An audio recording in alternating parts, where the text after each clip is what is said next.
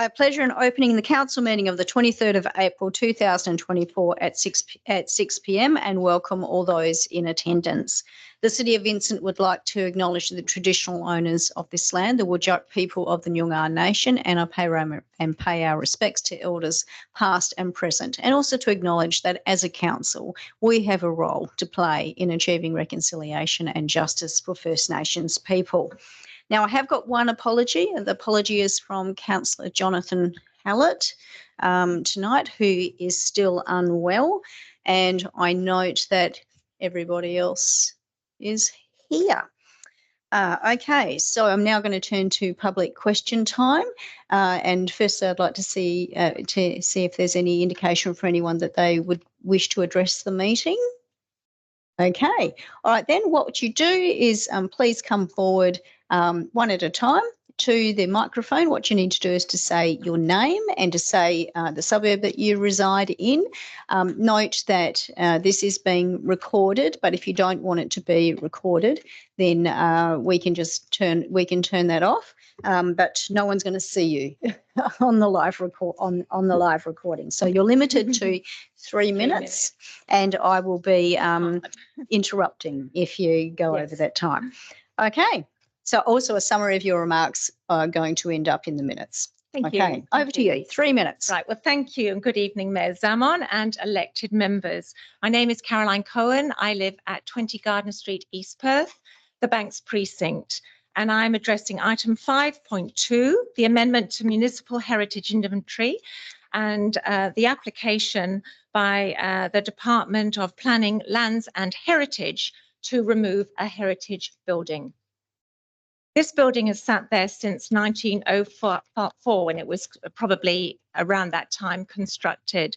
There used to be many heritage type Federation style, maybe 1920 houses, and some slightly perhaps from 1960s buildings around Guildford Road, wrapping around into East Parade. And these houses have been demolished over time, starting from about 2008. They are owned by the WA Planning Commission. Main Roads is also involved with this, but this land has been derelict for a number of years now. We had a lot of social problems when these houses were under the landlord, who was the state government. They were not maintained, and we ended up with horrendous social issues.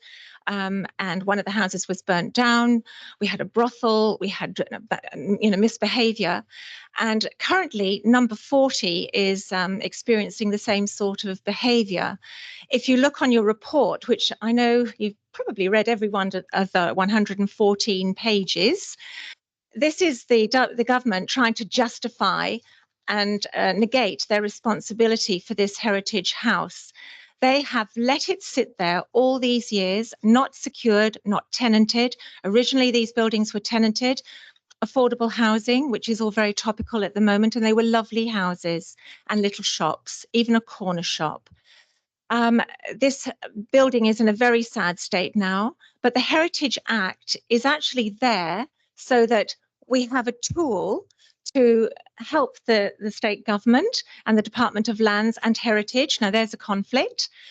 Planning and heritage don't really go together. So they are now applying to have this house removed because it sits partly in road reserve. But we've waited since we had a meeting here at the City of Vincent 2008 with Hassel Engineering to have a solution for traffic congestion on Guildford Road. This poor house is now going to have to suffer.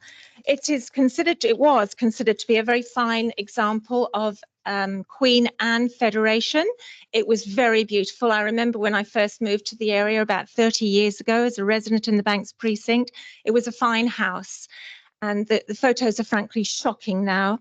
The WAPC has been quite remiss in its lack of care and respect for this house. I would plead that you do not allow it to be knocked over. There have to be consequences, and you can read about those, and they're quite expensive in the Heritage Act of 2017. Thank you. Thank you very much. Do we have a further speaker?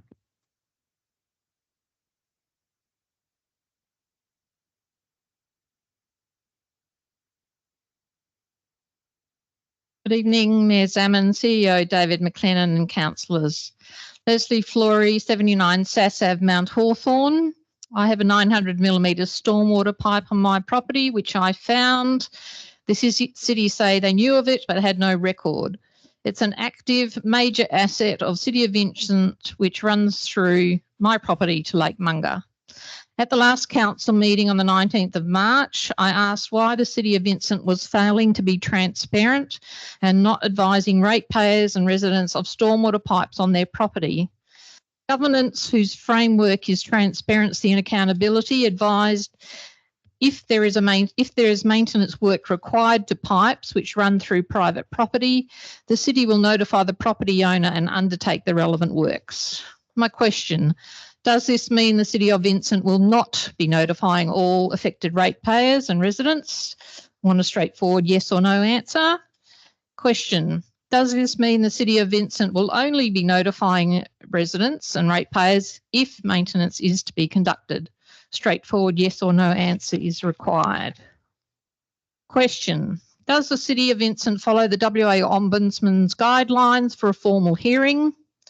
Does the City of Vincent follow the WA Ombudsman guidelines for complaint investigation and resolution process?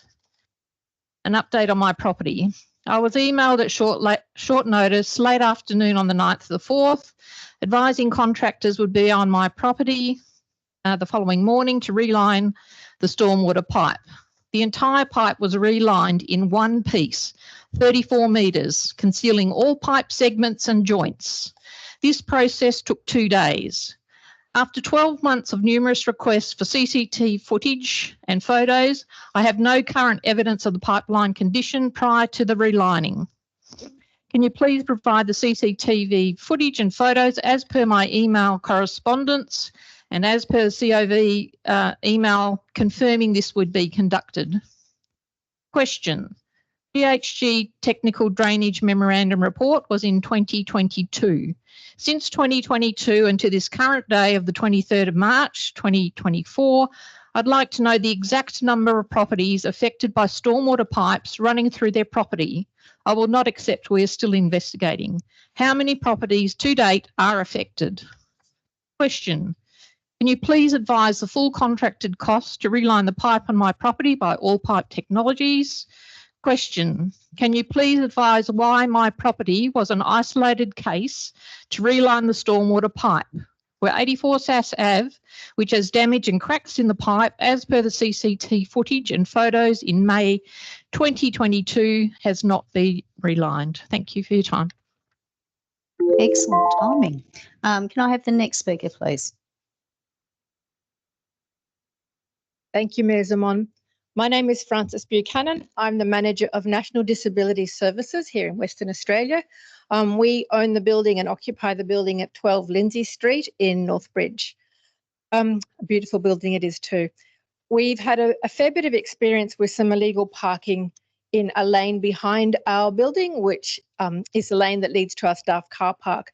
The illegal parking by members of the public leads to our staff being unable to exit the building in the evening.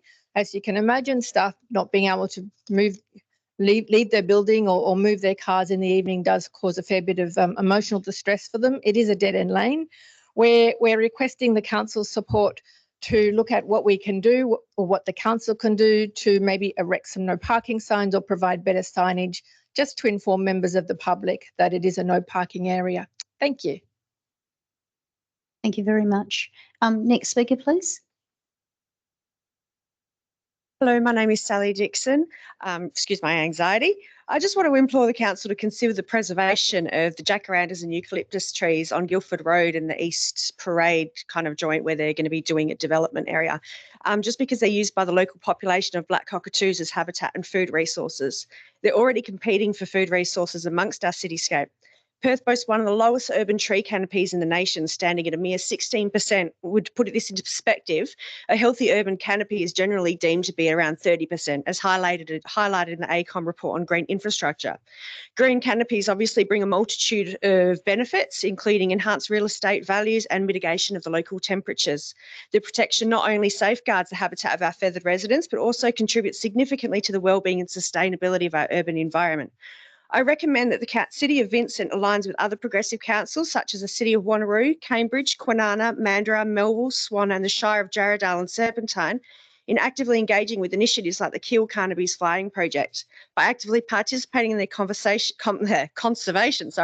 action plans tailored for urban environments, we can hopefully ensure the long-term protection of not only our black cockatoos, but local biodiversity. And also, while we're at it, some mandatory cat containment laws would be good. Thank you. Thank you very much. Do we have a further speaker?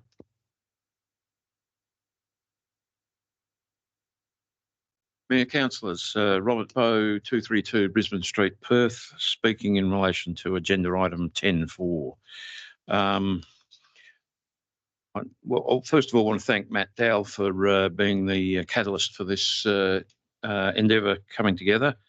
I've lived on Brisbane Street for about 30 years and I'm concerned that the response to the petition via a officer put together recommendation report has to some extent missed the point. In my opinion, the central safety issue in this section of Brisbane Street between Lake and Palmerston is the dangerously short sight lines, which are a result of a narrow carriageway and conventional curbside parking. And all I really want to say is that currently drivers of vehicles cross or into the subject section of Brisbane Street with an element of faith, because their view of, say, street length on their right and on their left is usually blocked by a car or an SUV. So that means that cars are nosing to the point where the driver can see, but their nose is out where a cyclist coming by could easily whack it or something like that. And that sort of thing does happen. And similarly, if you do park in the street and open your door, you've got to look carefully to make certain that there's room for you to actually open your door and not have a car come by and hit it.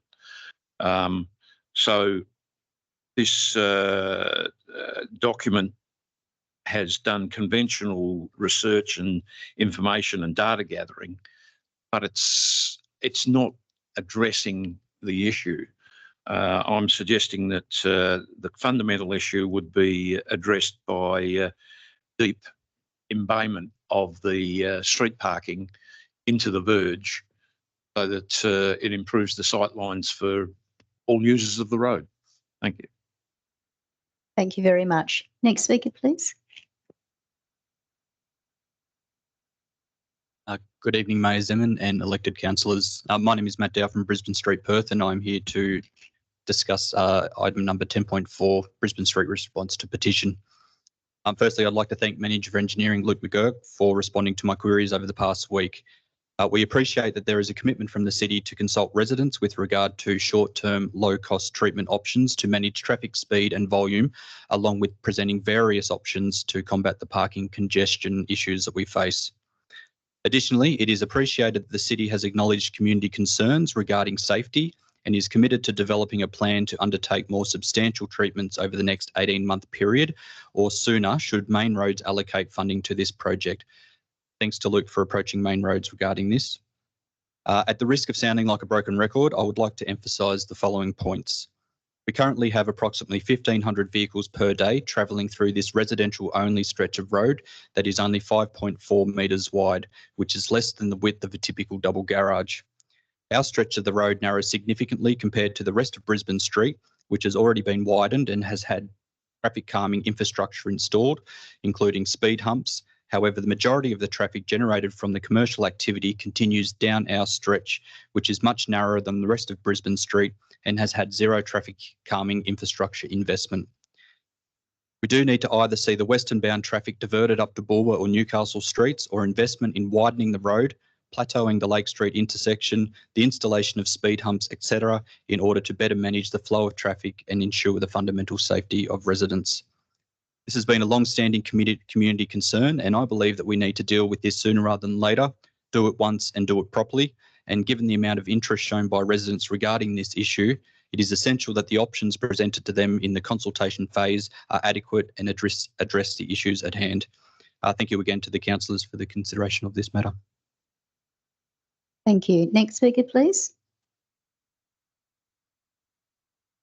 Thank you, Mayor Zaman and councillors. My name is Mark Fritz. I'm from 92 Zabina Street in East Perth in the Banks precinct. And I'd just like to address agenda item 5.2, the amendment of the heritage list, house and heritage list. So here the question is obviously the question of 40 Guildford Road actually, and the removal of the property there. Now, the consideration to remove the property has got to do with installing a slip lane, which was proposed in about 2008. To facilitate traffic flow from Guildford Road onto East Parade. Now, I've lived in the area there for close to sort of 15 to 16 years, and over this time, about 2012, there's been additional lanes put in the tunnel, conversion of lanes there to traffic flow there, to basically facilitate traffic flow from East Parade so they can get into the tunnel sort of more quickly there, actually. From observations that I've seen sort of even today for the last probably couple of months, actually, what we see in peak hour is that we see traffic that's backed up basically to the point where the new transport building is there on Transperth building there, which is about some 500 metres. What I've seen from observation, about 80% of the cars are actually going on East Parade and going down to the tunnel. So for me, I really have to look at the question and say, okay, widening of the road there at East Parade to put in the a slip lane from Guildford Road, basically to facilitate traffic flow and removal of the property on 40 Guildford Road there. Is this all going to result in basically just cars being able to get quickly to Guildford Road to the next bottleneck? So really you have to ask the question, what would actually putting the slip lane really achieve if that's the bottleneck is further down the road? And really, if you look at where the transport hub is, the new building, that's probably only about 300 metres down from the intersection of Guildford Road and East Parade. So really, traffic's backed up probably about half a kilometre back. So really, yeah, facilitating traffic flow to get quicker onto East Parade, removal of heritage listed building there. You really have to think, what's it really going to achieve in terms of traffic flow? Also during this time as well, just to, during this time as well, sort of in 2008, it was proposed to put the Ellenbrook line. That was never even a consideration in 2008. So we have other transport means to go from east to the city. The airport line, which was not even considered at the time either. So really the consideration to put in better traffic flow, there's much better public transport options there now. So thank you, councillors and Mayor. Thank you. Next speaker, please. Is anyone else just confirming? Does anyone else wish to speak? Okay. Oh, almost closed it. Okay. Thank you. My name's Dr. Michael Douglas. I'm speaking again to the Berryman Street agenda item 9.1 this evening on behalf of neighbours in Mount Hawthorn. The council has the unenviable job of balancing divergent and inconsistent interests, including those of the applicant landowner, the local neighbours and the broader community. The community's interest, of course, is always very important, but in this case, it's not the most important interest at stake. Australians love coffee and convenience, which locals already have without this cafe in abundance. The most important interests at stake in this application are those of the landowner and the immediate neighbours. Worth noting that, as I understand it, the landowner wants to develop this property not so they can pull coffees themselves, but to make a profit from someone else running a cafe, diminishing housing stock in the process. My clients, in turn, want to maintain the lifestyle they spend a fair bit of money on and to enjoy when they bought properties on a very quiet block away from the business strip. The city's staff have valiantly tried to balance those inconsistent interests with a recommendation of 34 quite onerous conditions. The need for those conditions, in my view, demonstrates why this recommendation for approval should be rejected. The parking conditions in particular stand out because they've been changed since your briefing last week, after the city realised that there's a big tree in the middle of a driveway that the applicant had proposed. The result of this change of position is that there's no on-site parking for customers of the cafe, contrary to the requirements of City Policy 7.7.1. You'll recall from the last briefing session too that the city is looking at landscaping the verge across the road from the site. If it goes through with that, there'll be even less parking for this cafe, the product of all of which is that there'll end up being parking at the front of my clients' houses with a concomitant noise and risk to their kids. That in itself, in my view, should see this proposal rejected. As for noise, well, conditions 4.1 and 4.2 concern an acoustic report. A report on how a business might be less noisy provides little comfort in circumstances with the efficacy of any recommendations will fall on compliance, not by the applicant, but by whoever ends up running this cafe business. But ultimately, it's going to fall on the neighbours to continuously whinge to council. A barista earning minimum wage lacks the same incentive as councillors do to ensure compliance with the city's policy on noise. Compliance is an issue affecting all of these proposed conditions. The city should not be given the hospital hand pass for policing compliance with onerous conditions that would be difficult for any business to comply with. The solution, in my view, is not to water down the conditions, but to realise that the fair balancing of interests in this case is impossible if the application is approved. Please prioritise what is fair to the immediate neighbours. Thank you. Thank you. Are there any further speakers?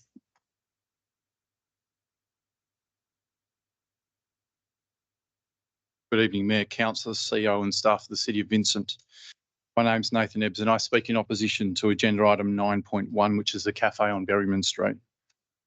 It should be noted from the outset that this proposal is for a lessee to operate the cafe. It is a commercial enterprise and any attempt in the proposal to paint this as a small-scale operation catering to the people who attend the park is a work of fiction. The cafe operator will be looking to maximise profits by drawing market share away from the other cafes on Scarborough Beach Road and Anzac Road. This is a simple case of profit over residential amenity. Mount Hawthorn is a very different suburb to that which it was 20 years ago. Now a suburb where residents are investing many millions of dollars on housing, and this council are the custodians of that investment by ensuring that the basis on which people made their investment and will importantly make their investment in the future remains constant where possible. The great attraction of Mount Hawthorn is that the commercial enterprises are located on Scarborough Beach Road and Anzac Road, and the cafe strip feel is a feature of the suburb, and one of the reasons my wife and I chose to move our family to Mount Hawthorn. We knew the location we chose for our home was in a purely residential area, close to a park with all the benefits suiting a young family. We assumed from our own inquiries that the residential area would remain the same and the shop front at 5 Berryman Street would be a unique design feature like several other retired shops in the suburb. The City of Vincent planning officers have had an unenviable job and have put forward many applicable conditions if the council was minded to approve the DA and allow the cafe to proceed. The tension between control and approval is obvious to anyone reading the papers for this meeting. You've heard from the urban planners acting for the applicants that they want to relax the conditions, but any alteration to the conditions here tonight will essentially render redundant the recommendation of your planning officers. Their recommendation is predicated on conditions that must apply. The applicants have also mooted al fresco approvals that would change the entire nature of this cafe. Al fresco dining means increased numbers, which means different conditions. This is a Trojan horse application. We heard at the briefing meeting last week that there's a distinction between noise emanating from Menzies Reserve and this cafe. Cafe noise is a different and disruptive noise to those who have to live with it on a daily basis. You have no information before you on actual noise. All you have is a report from the applicant that proffers an opinion about what might happen. In any event, the clear concern about the effect this cafe will have on residents and the residential amenity, which is being addressed by these many conditions, places heavy reliance on either the cafe operators to report non-compliance or residents to do it. As this council well knows, this DA needs to meet the objectives of the residential zone. It needs to be compatible and complementary, and it's not. Make no mistake, this is a commercial enterprise with one intention: make money for the operator and owner. The decisions to open the cafe and operate this cafe are financial, and if you were to look at the property in question, it may well be because without the cafe, the rental yield of this property would be very poor. Words used in the proposal by the applicant, like microeconomy, further emphasise the commercial aspects of this DA. Please see this proposal for that which it is. The Berryman site is ready for a significant renovation which will continue the increase in housing stocks and overall attraction of Mount Hawthorn. Okay, can you please wrap up your comments? 1 minute. The public support for this proposed development is from those who will not be directly affected. The direct neighbours to the proposed development have voiced their unequivocal opposition, and those are the residents whose voices should be given priority. This DA is unworkable, disruptive, and puts the needs for a profit business above current or would-be residents of Mount Hawthorn. Okay, I might urge need the to. council to reject it. Thank you. Thank you. Thank you. Okay, do we have the next speaker, please?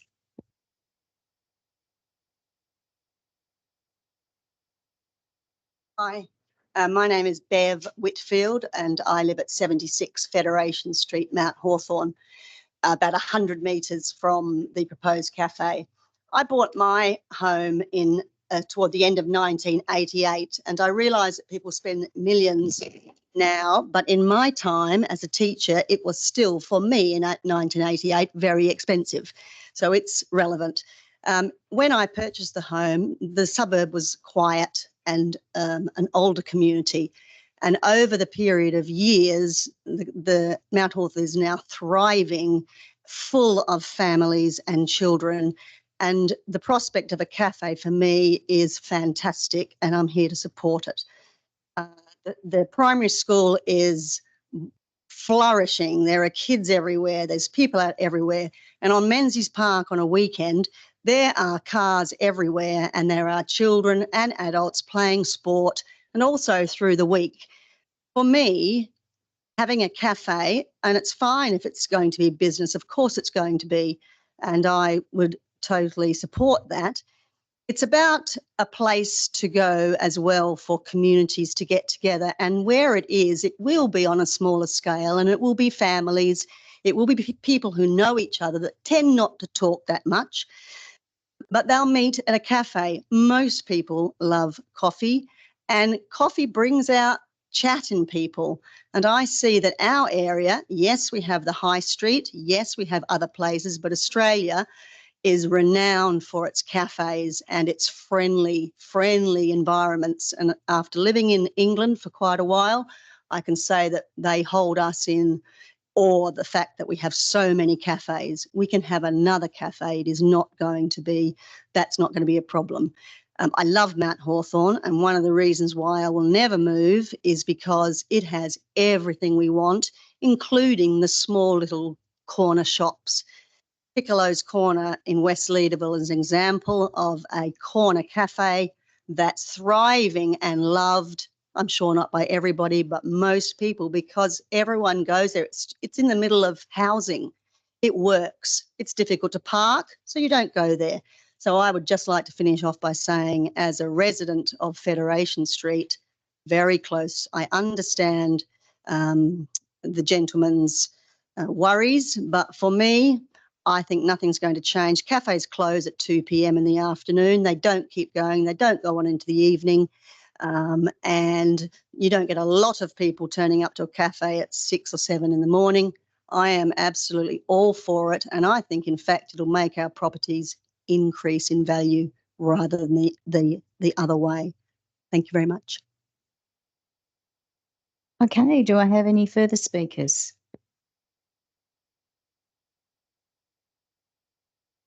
Sorry, Alex Stoichev, Federation Street, Mount Hawthorn, talking to item 9.1 as well.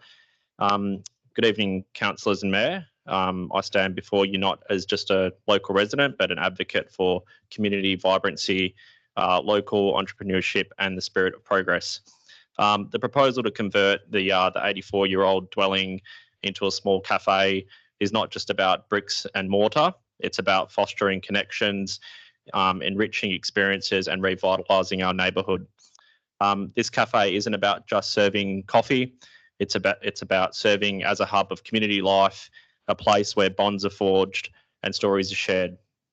Beyond its symbolic significance, this cafe holds tangible benefits for our community, provides local employment opportunities, injects vitality, eyes on our street, and enhances the appeal of our neighbourhood for residents and visitors alike.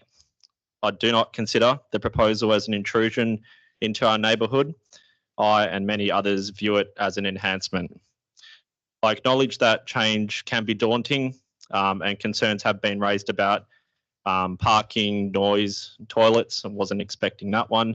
However, I do not believe we should allow the perception of fear and the unknown to overshadow opportunity. With thoughtful planning and open communication, such concerns can be alleviated to ensure that the cafe integrates into our neighbourhood. I do urge Council to carefully consider the draft conditions and their impact on this proposal. I am concerned about the number of conditions that are proposed, causing it to be very difficult to open the doors and succeed into the future. In particular, condition 2.3, limiting the number of staff members to only 2, just does not seem operationally practical. Condition 2.4, restricting the number of people to 14, may be more relevant during pandemic times. Condition 3.2 and 3.3, preventing queuing outside, which is difficult to police for both the operator and the local government. Condition 4, requiring an acoustic report, seems to be very onerous and costly, perhaps a more reasonable request for a sound studio or a nightclub. Such conditions can be detrimental, can have a detrimental impact on small businesses before they even open the doors. In closing, I ask councillors to demonstrate its objective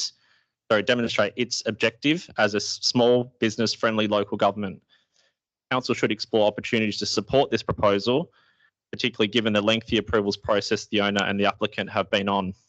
I believe the owners and the applicant's patience and persistence to not give up needs to be recognised and commended. The decision now lies in your capable hands. I trust the overwhelming community support that this proposal has received will be acknowledged and reflected in tonight's decision. Thank you. Okay, do we have any further speakers?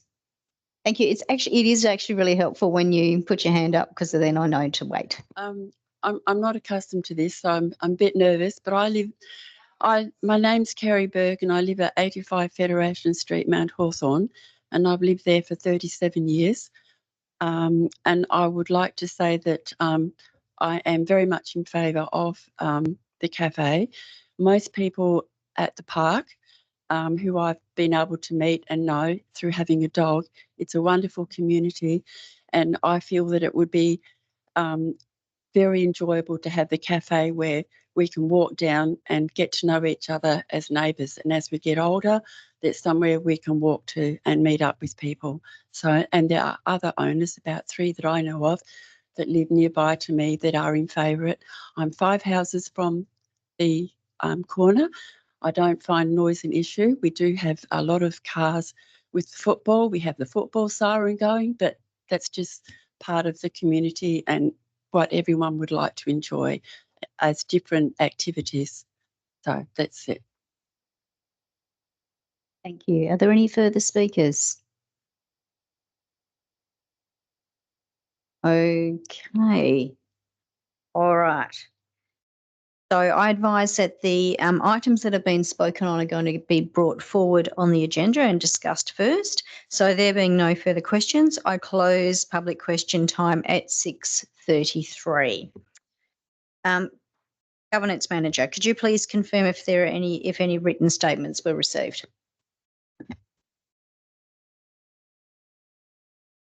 Confirming that we received written statements from Lauren Spenceley of Mount Hawthorn in relation to item 9.1, Shannon Fernandez of Mount Hawthorn, Emily Hunt of Mount Hawthorn, Tanya Watts of Mount Hawthorn, Felicity Keys of Mount Hawthorn, all in relation to 9.1, Blake Rollinson of Perth in relation to item 9.2, and Dudley Meyer of Highgate.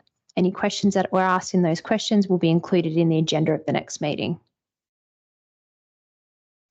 Okay, so responses to previous public questions are now listed in the agenda.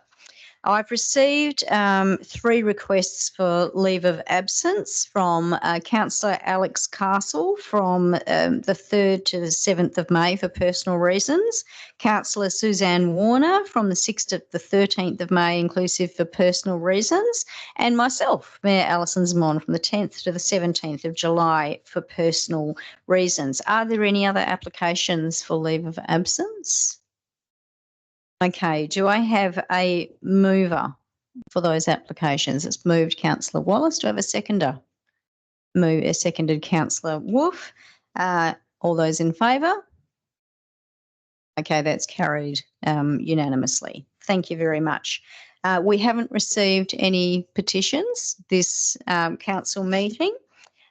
We have got one deputation from Daniela Merger in relation to item 9.1. Please come forward. You have 7 minutes. Thank you, and good evening, Mayor Zamon and councillors. My name is Daniela Merger from Urbanista Town Planning, and tonight I'm speaking in favour of the officer's recommendation to approve the proposed cafe at number 5 Berryman Street in Mount Hawthorn. Firstly, I would like to thank council for their questions at the briefing session last week, and to provide the officers and to the officers for their responses in the briefing notes. Tonight, I'll be using this time to also provide a response to your questions and to the amendments made to the officer's recommendation.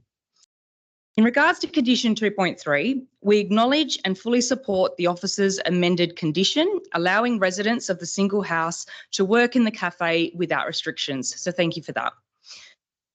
As mentioned at the briefing session last week, we maintain our strong objection to conditions 3.2 and 3.3.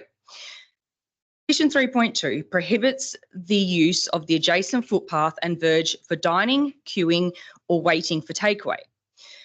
Notwithstanding, I have read the officer's briefing notes and I can appreciate the potential consequences that they have raised, although in my opinion, it is probably slightly extreme in this case. To compensate for the proposed removal of condition 3, I respectfully request council to consider a new condition or an amended condition 2.4 that, subject to an alfresco dining permit, allows for a maximum of 6 patrons to dine in the adjacent footpath or verge area. And I want to clarify that the proposal is also to maintain the total maximum of patrons to 14 as recommended in condition 2.4. This condition will allow a degree of flexibility to use the adjacent verge space and to provide some outdoor seating when the weather is permitting. This will also provide the council with some comfort in knowing what this space may look like should a permit be granted. With respect to queuing and waiting for takeaway in the verge space, realistically, this is highly unlikely to occur at this venue in any event. As per the plans, ordering is to occur inside the premises, and based on my experience waiting for coffee, generally you stand near the counter waiting for your name to be called, which in this case is inside the premises. Ultimately, what this comes down to is that policing and governing where people are to stand and wait for a coffee would be almost impossible for the city and has the potential to become a compliance nightmare. And for the operator, the awkwardness of having to direct customers on where to stand and to move them along if they're spending a little too long on the footpath in front of the cafe, it's just not ideal and doesn't create a great environment. It's not Chew Bakery, it's not the North Street store. This cafe has a much larger internal space to facilitate queuing and waiting internally. There is no need to create potential compliance issues over something that is very difficult to control. The removal of condition 4. So in addition to our request to remove conditions 3.2 and 3.3, we also seek council's consideration to remove condition 4 relating to the acoustic report. The acoustic letter we provided includes an assessment of the assigned decibel levels for the subject site. These levels are calculated by adding site influencing factors to the minimum standard. In this case, the maximum assigned levels for the site are greater than the minimum standard due to the presence of influencing factors. Whilst I can appreciate that these decibel numbers may not mean much, the numbers provided in the report, for comparison, I've reviewed the acoustic report provided for Djaxo Cafe on the corner of Anzac Road and Coogee Street from the OMC agenda of the 19th of September 2017. This acoustic report models the general crowd noise levels from 6 patrons, which is what we are proposing in our amended condition, dining in the curbside area. This report suggests that the worst case scenario was for the neighbour directly abutting the property, and this produced a decibel level of 43 decibels. The acoustic letter we provided for this proposal calculates that the crowd noise levels should not exceed 47 decibels. On 23rd of July 2019, Council considered a change of use application for Boo Cafe on Bulwer Street. The administration recommended a condition for the preparation of an acoustic report. However, due to Council deeming the need for an acoustic report as excessive, Council approved an amended condition which states that an acoustic report is only required if a substantiated noise complaint is received. It is our opinion that an amended condition similar to Boo Cafe is appropriate. Council has been provided with more than enough information and comparable examples to make a reasonable assumption that the likelihood of compliance with the noise regulation is very high. Our acoustic letter provides the City with the information as to what the maximum assigned decibel levels are. Therefore, once the cafe is operational, the City is able to undertake noise testing to investigate whether any potential noise complaints are substantiated, i.e. do not comply with the assigned levels provided in the letter. If this happens to be the case, then such a condition would require the submission of an acoustic report at that time, and this report may include noise mitigation methods. However, until such time, we deem the preparation of a full acoustic report at a cost of thousands of dollars, which is really only going to tell us what we already know, to be onerous on a small business owner. We therefore respectfully request Council consider the same approach as Boo Cafe and amend Condition 4 accordingly.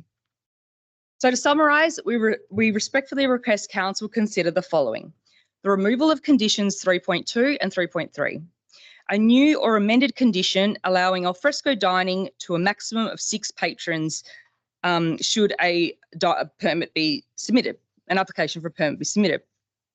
This number also aligns with the Dijaxo Cafe in the curb. We also request the removal of existing Condition 4 relating to the requirement for an acoustic report and replacing with a new condition which requires an acoustic report in the event of a substantiated noise complaint. All things considered, Council should not have any concerns with this proposal, and this is the type of development that should be celebrated. In my past experience working and living in and for the City of Vincent, I've seen numerous. Please wrap up your comments. Thank you. Numerous historical corner stores converted to residential and closed off from the community, or sadly demolished entirely. This proposal will preserve and reinvigorate an original, largely unmodified corner shop from the 1940s. And as you have heard from local residents this evening, this proposal is widely supported. Thank you. Okay, thank you very much. Members,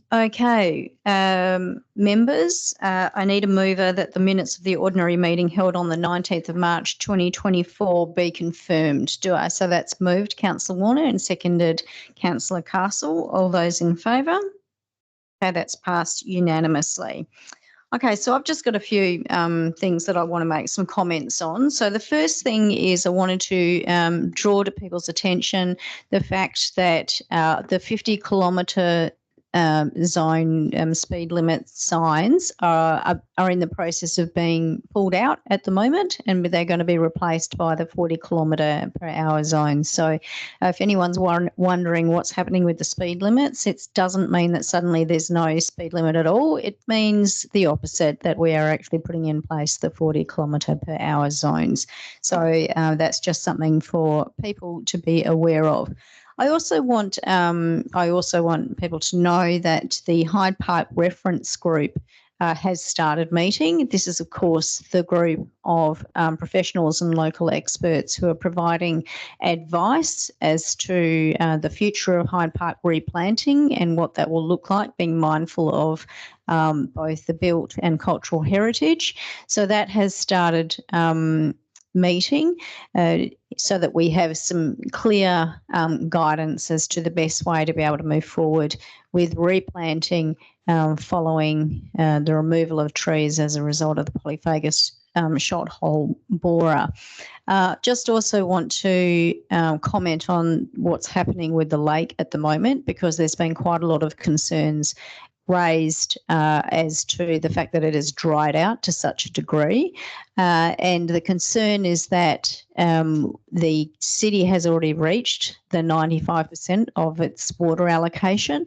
And so the city has gone to Water Corp to see if that allocation can be lifted, because part of the concern is also that we have got, along with whole other parts of Western Australia, our trees are dying, and they are dying, our verge trees as well as other trees. And this is really a crisis for us as a whole, but obviously here in the city, where we really do value our tree canopy, is particularly concerning. So that is an issue that our gardens team is well and truly on, and trying to see if we can negotiate to be able to save as many of our trees as we possibly can. This is the sort of effect of climate change that we need to be looking at addressing, and precisely the sorts of things that had been foreseen and we need to be able to address. Speaking further about Hyde Park, I just want to say there's been quite a few residents contact me about interest in establishing a Friends of Hyde Park group as on an ongoing basis. And my response to that is, what a fantastic idea. In my previous roles, I've worked with friends of various groups around the metropolitan area, where local residents have taken responsibility for supporting a particular green space. Sometimes it's urban bushland, sometimes it's a particular park, and it can be a really wonderful way for the community to assist council in terms of preservation and upkeep of these sites. The sorts of friends groups that I've seen operate really well in other areas take responsibility, for example, of assisting with graffiti removal, removal of rubbish, weeding programs, monitoring programs, giving advice to council as to what's actually happening, and suggestions for ways to improve. But I think the important thing is these friends groups don't simply say to the council, hey, it's all up to you to sort out everything, and by the way, we're going to have to up the rates quite considerably in order to do that, but actually will take ownership over a particular area. And where these groups actually take ownership and work collaboratively with the council, I have found that you get terrific outcomes. And on that note, I also want to recognise that Friends of Smith Lake are also looking at establishing a friends group for that little precious part of Vincent that is a wetland, and what a good opportunity that will be to ensure that we can have maintenance of what is just a local patch of potential and important habitat. We need to be able to look at ways to ensure that these linkages for our local fauna, and particularly our bird life, are able to be maintained and are able to be supported. So I'm really looking forward to that. And because I've got the microphone, I want to say I hope that if any other people want to take charge of setting up local friends groups, I'm more than happy to go out and meet with those residents to talk about ways that it could work and ways that they can be established, and also hopefully being community-led and working collaboratively with the council. I think that would be absolutely marvellous. And talking about the good environmental stuff that we're doing, I just want to mention Saturday's native plant sale that's coming up, and note that it's actually it's getting to the 20-year anniversary of that plant sale occurring, and acknowledge that this was initially an initiative from Sally Lake, who was employed by the Claysbrook catchment group at the time, and was part of an initiative, a joint initiative with Water Corp. I think we can all agree it's been a huge success, which is why we need to do it twice, and people are taking good advantage of it, including my husband, who always turns up, and we've been slowly replanting out our garden with bird attracting natives that are also water wise. So I just want to say I think this is a terrific initiative, and I'm really proud that Vincent does this, and I'm a local resident that has been taking advantage of that for the whole time that I've been in Vincent. So a big thanks to those people who come up with these good ideas that end up helping to contribute towards making our patch of the world just that little bit more sustainable. Okay. So CEO, could you please read out those declarations of interest? Through you, Mayor Zaman, the declarations of interest as outlined in the briefing agenda from last week are as follows. Councillor Warner declared a financial interest in relation to item 10.1, the North Perth Bowling and Recreation Club synthetic bowling green conversion, noting that the interest is that Councillor Warner's son is employed at the club and Councillor Warner is not seeking approval to participate in the debate, nor to remain in the chambers, nor to vote on the matter. Councillor Wolf declared an impartiality interest on the same item 10.1, noting that she has a long-standing relationship with the club. Councillor LaFontaine declared an impartiality interest in relation to item 10.1 as well, noting that she is a social member of the club. Councillor Castle also declared an impartiality interest in relation to item 10.1, noting that she is a social member of the club. Councillor Castle also declared an impartiality interest in relation to item 10.3, appointment of the design review panel, noting that she is acquainted with a number of the applicants on the panel. And that's all that I've received for tonight's meeting, Mayor Zaman. Councillors, are there any other further late declarations? Okay. All right.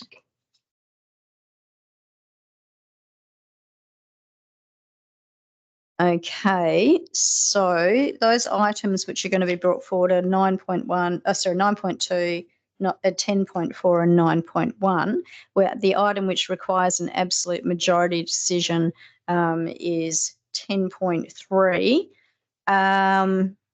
Okay, and we've of course got 10.1. So 10.1, in which Councillor Warner has declared a financial interest. So Councillor Warner, are there any other items you wish to speak to? Councillor Wallace, Councillor LaFontaine, Councillor Castle.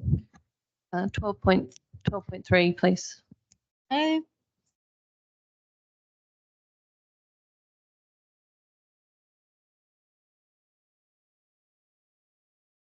Councillor Greer.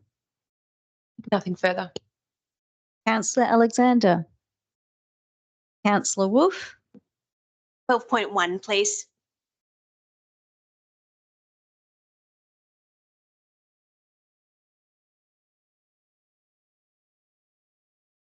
Okay, so I'm just going to work out the order.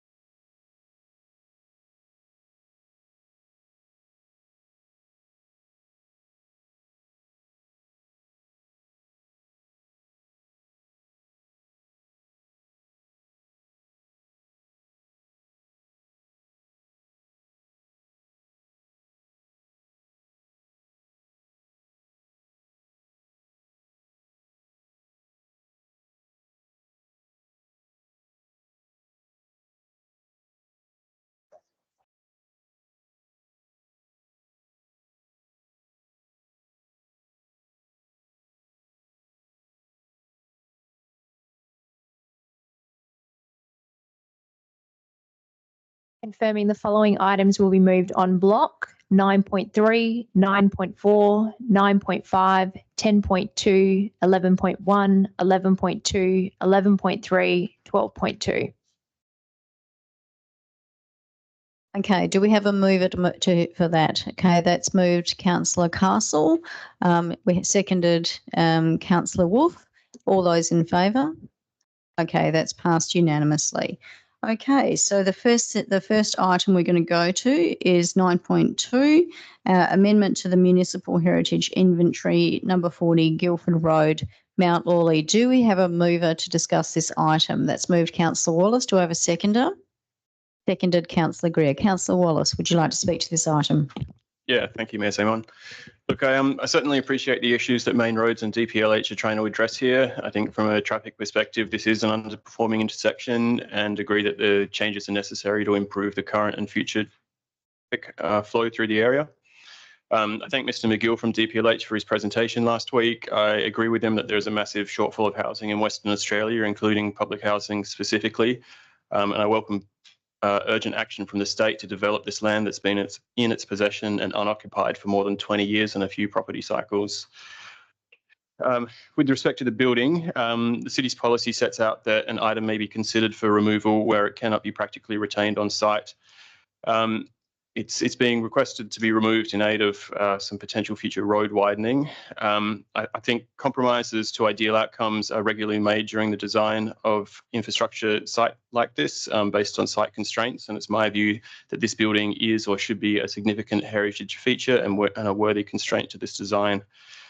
The information that Main Roads provided includes a strong opinion that the shortening of these turning lanes from 180 to about 160 metres as required to retain this building will significantly influence the queue length and the functions of Guildford Road.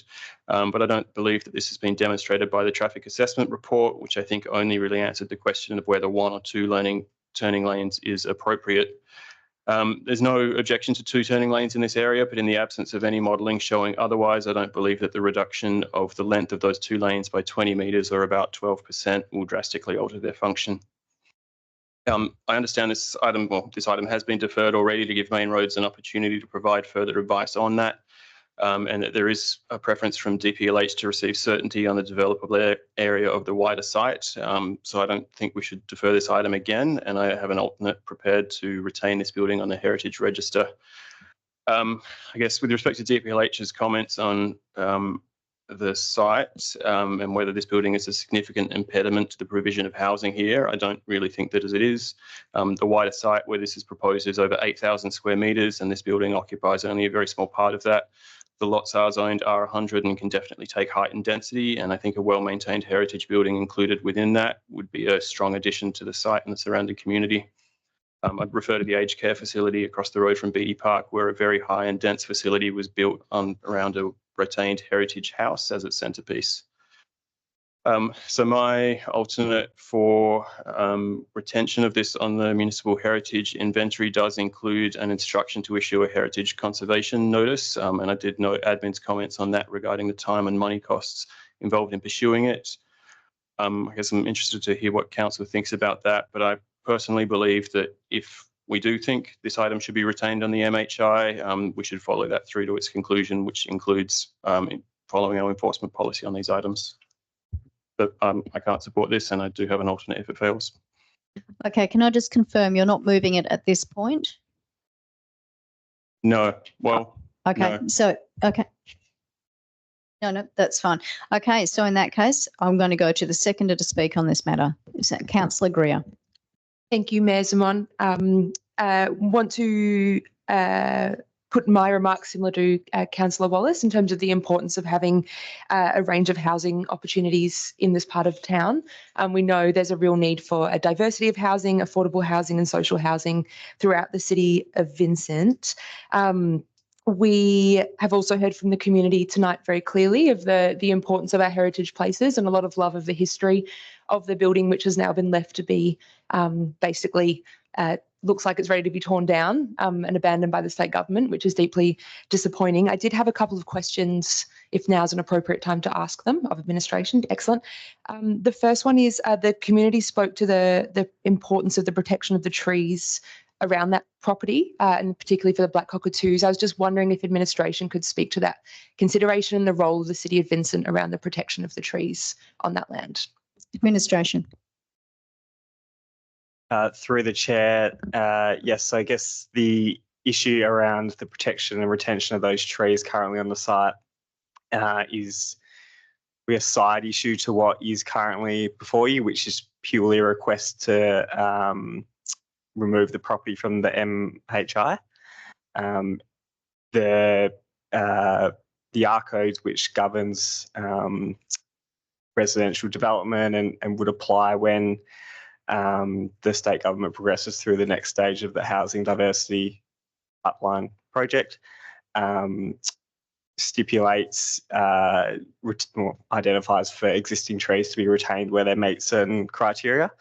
So based on the comments from the gallery tonight, it would seem that some of those trees would at least meet that criteria and would go through part of that assessment process. But the issue of tree retention is a separate one to what is before you.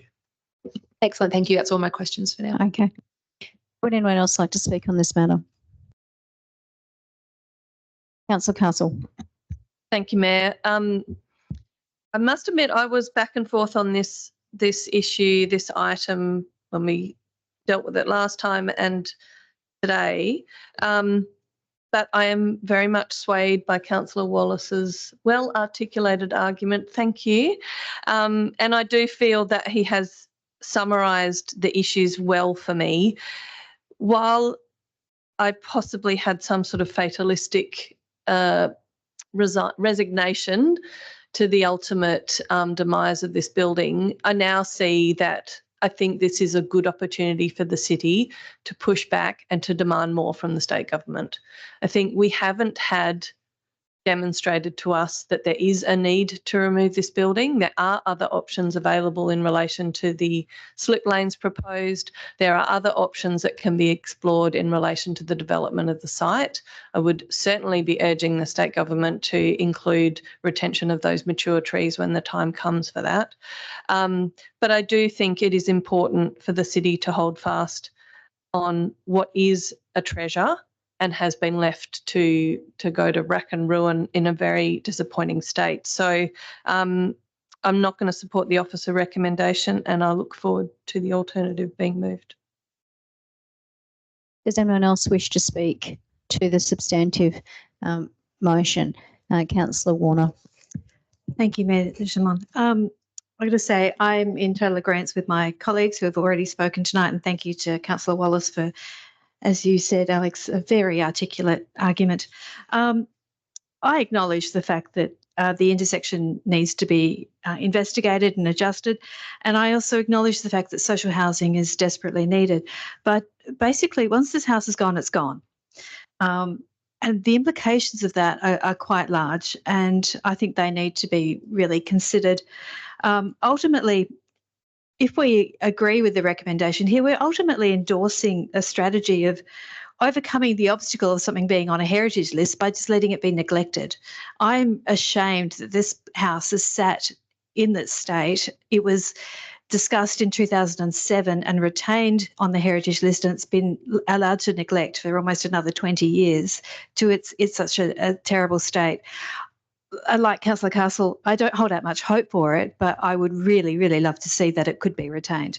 The likely impact on the local environment, the trees, this is something that we need to be saving where we can. And I think that the implications of removing this will start to impact on that.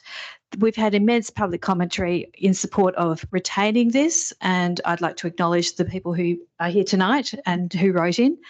And our local community are keen to engage on potential site improvements on this. So I think they're a fantastic local voice that we should be tuning into and seeing what they've got to offer so we can make a really compatible, supportive space that ticks a lot of the boxes here that we need. Oh, and I look forward to seeing an alternate. Does anyone else wish to speak on this motion? Councillor Wallace, would you like to summarise your comments in relation to this motion? Okay, I'm going to put the motion. All those in favour? All those against? Okay, that's against is carried unanimously. Councillor Wallace, you had an alternative motion that you wish to put. Yeah, thanks. I'd like to move the motion on green here. Do I need to read it out for the? Okay, Councillor Wallace, we're just trying to get it onto the screen right now. Because there's a lot there.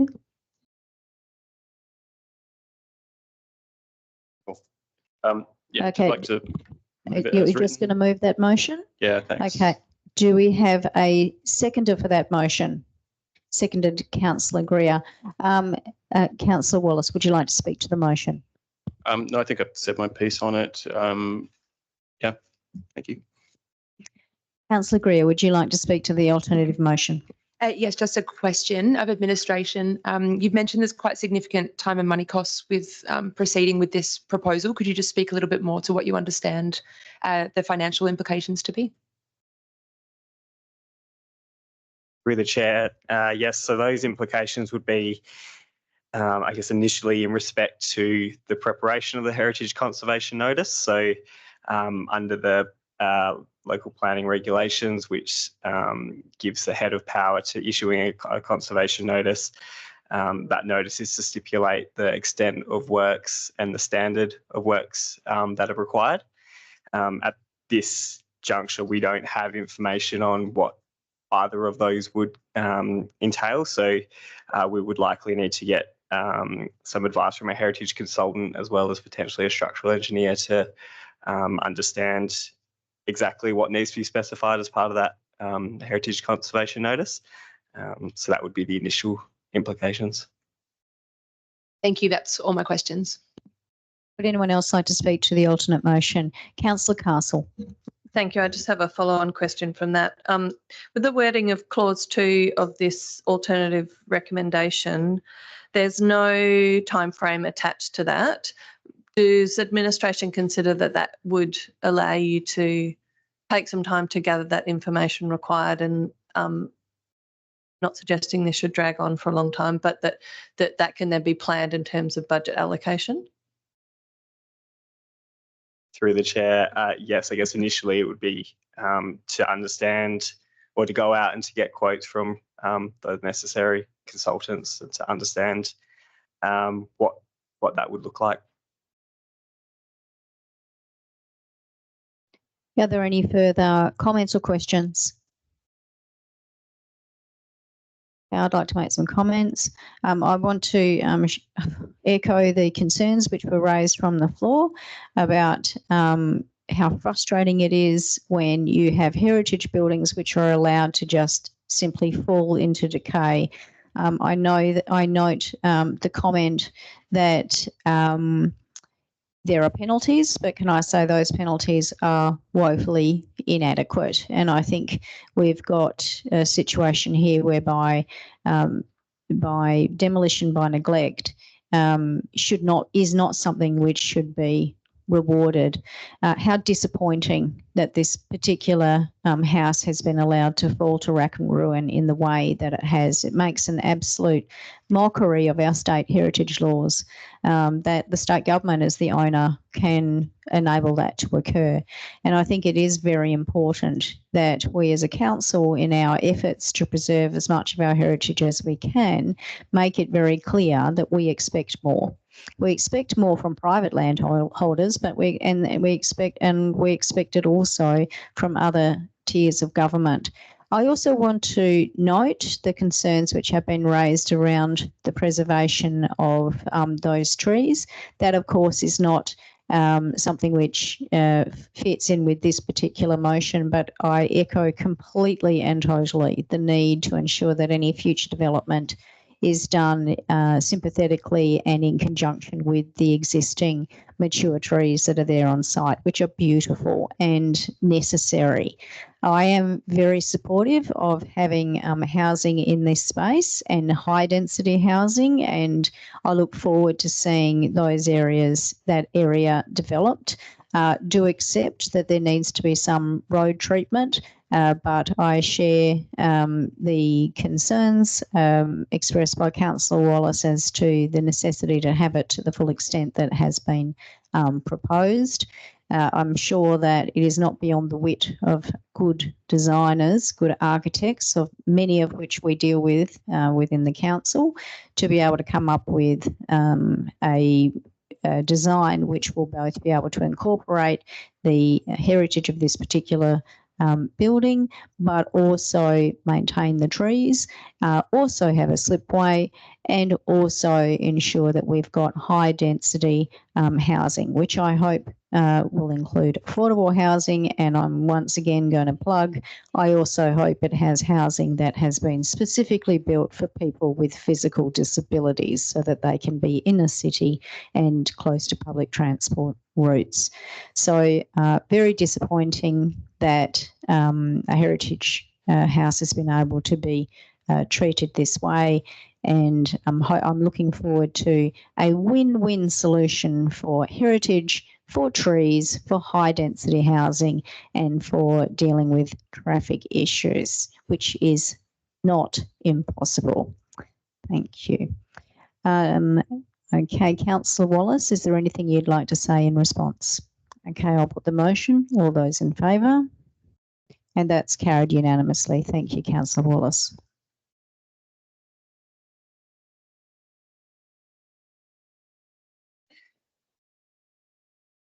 Okay, so now we move to item 10.4, Brisbane Street, response to petition. Do I have a mover for this item? That's moved, Councillor Lafontaine. Do I have a seconder? Okay, so seconded Councillor Castle. Okay, Councillor Lafontaine, would you like to speak to this item? Yes, thank you. I have a proposed amendment. Can I speak to that item now? Did you want to just speak to the item first, or do you want to speak to the item in the context of your amendment? I will speak to the item in the context of the amendment. Thank you. Okay. Well, okay. You're so going to put the amendment now and speak to that. Okay. Yeah. It would. I was thinking it would be preferable for us to discuss this first, sure, and for then for you to move that amendment, if that's okay. So, did you want to discuss? I don't have any comments. They're all particular to the amendment, so I'll let someone else speak. Thank you. Not a problem. So that was Councillor Castle. Would you like to speak to this motion? Thank you, Mayor. I have a couple of questions that were raised in the gallery tonight. The traffic warrant scoring system was included in the report. Thank you for that. But there was a question raised about the narrow carriageway of the street. And I've just wondered if we could have some commentary on whether that is captured as part of that scoring system. Through the chair, yes, the warrant scoring has a number of parameters, and how the road is configured and sight lines has been taken on board with that. Okay, thank you. So just to clarify, in the table 1 that's been included in the report, where there is traffic parameters such as road design and topography, and then there are a couple of subcategories, they are examples. That's not an exhaustive list. Is that correct? Through the chair, yes, that's correct. Okay, thank you. And the other question I had, there was a suggestion raised in the gallery about a deep embayment of the parking bays as a possible solution to the carriageway issues. Is that something that administration has considered or has a view on? Through the chair, we would need to go through the concept design to look at it further, but generally verges are restrictive in regards to trees and services, etc. So with my experience, we probably wouldn't have that opportunity to do the amendment into the verge area. Okay, but that is something that could be considered and reported on to council.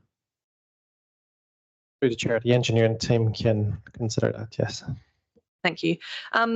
Okay, just briefly, I'm supportive of the officer recommendation. I do note the amendment that might be coming forward, which might address some of the questions that I've just asked. So happy to wait for that to be moved, but broadly supportive and happy to move to the next stage with this.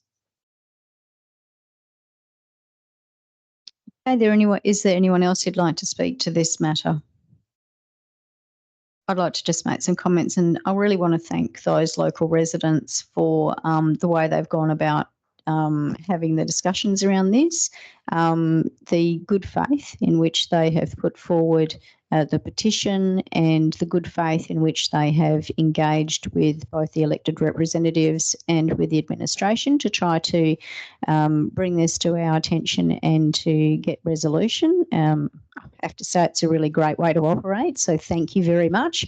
I recognise myself just personally that there has to be some sort of traffic calming measures around there. We are seeing increasing levels of traffic and rat running around that entire area. And in fact, at that particular corner, I almost got tailed up on my e-scooter at one point. So I've personally experienced people that are not driving with care around that particular area. So I imagine it would be quite concerning for people who are needing to navigate that particular road every single day, and particularly with your car parked out the front of your house.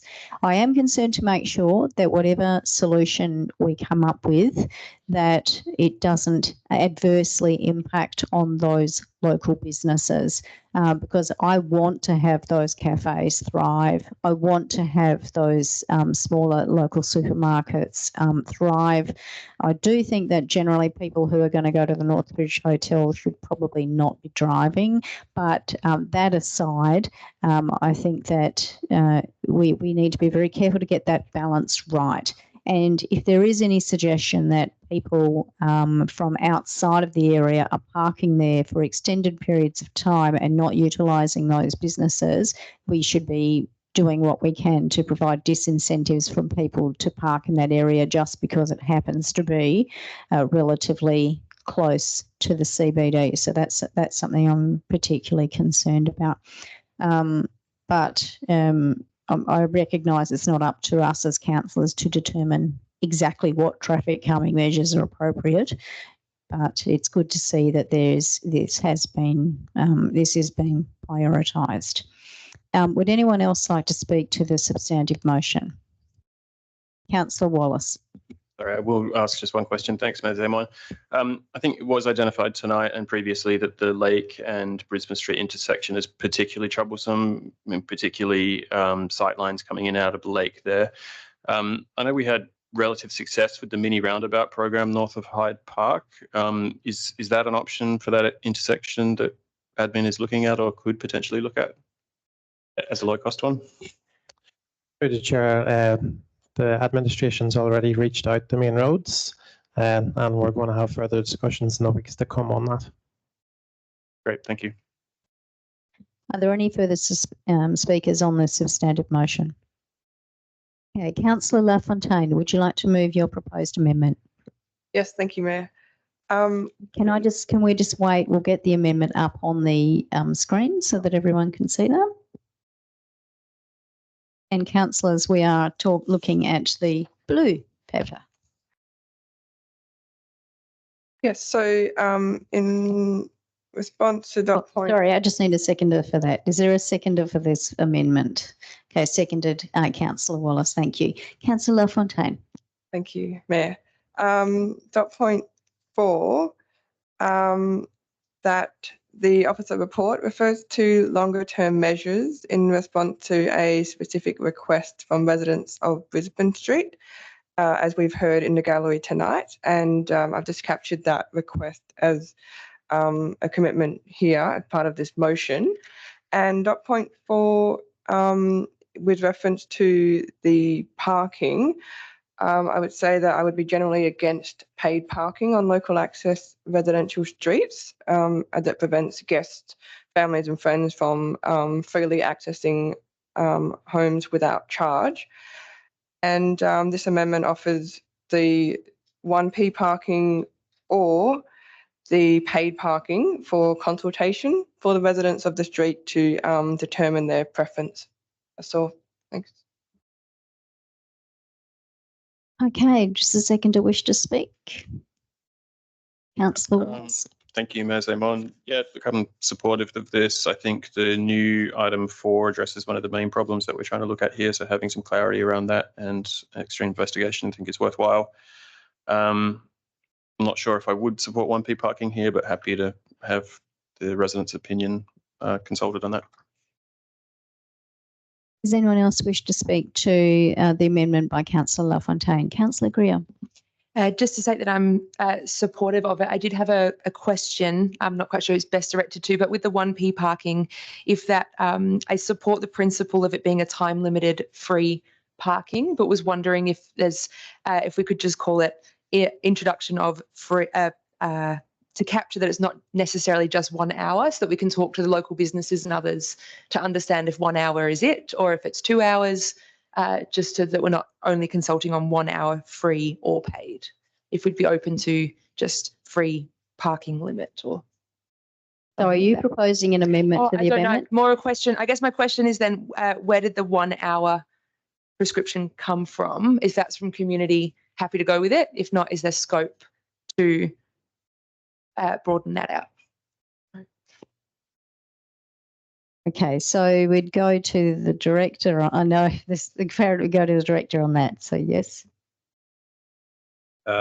Thank you, through the chair. I'm fairly sure that the parking restriction in that area is currently 2p at the moment. So that's probably where the status quo sits, and looking at a reduction as a consequence would be either to 1p or paid parking. Does that answer your query? Yeah, that's fine. Thank you. Thank you very much. Does anyone else wish to speak to the amendment? Councillor Alexander. Oh, look, I'd just be a little wary of the 1 hour parking. I know where I live, we used to have 3 hour parking, now it's 1. People change their cars far more regularly. So, you know, I suggest, you know, the 2 or 3 hour makes a lot more sense, and to consider that, that's all. Councillor Wolf, you indicated you wanted to speak. Thank you, Mayor. Thank you, Councillor LaFontaine, for introducing this proposed amendment. I think it very strongly reflects what we have heard from the community in terms of the rat running being an issue, and in terms of the need for a longer term solution. And it's been done in a way that really is inclusive of the community and that community consultation. So I'm supportive of this as well.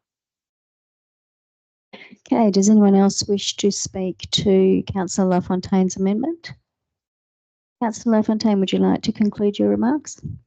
Okay, I'll put the amendment. All those in favour? Okay, that's carried unanimously. So now I'll go back to the, so now that's amended the substantive. So Councillor LaFontaine, as the mover of the original motion, do you wish to wrap up any further comments? Okay, so all those, I will put the amended motion. All those in favour? And that's carried unanimously. Thank you very much.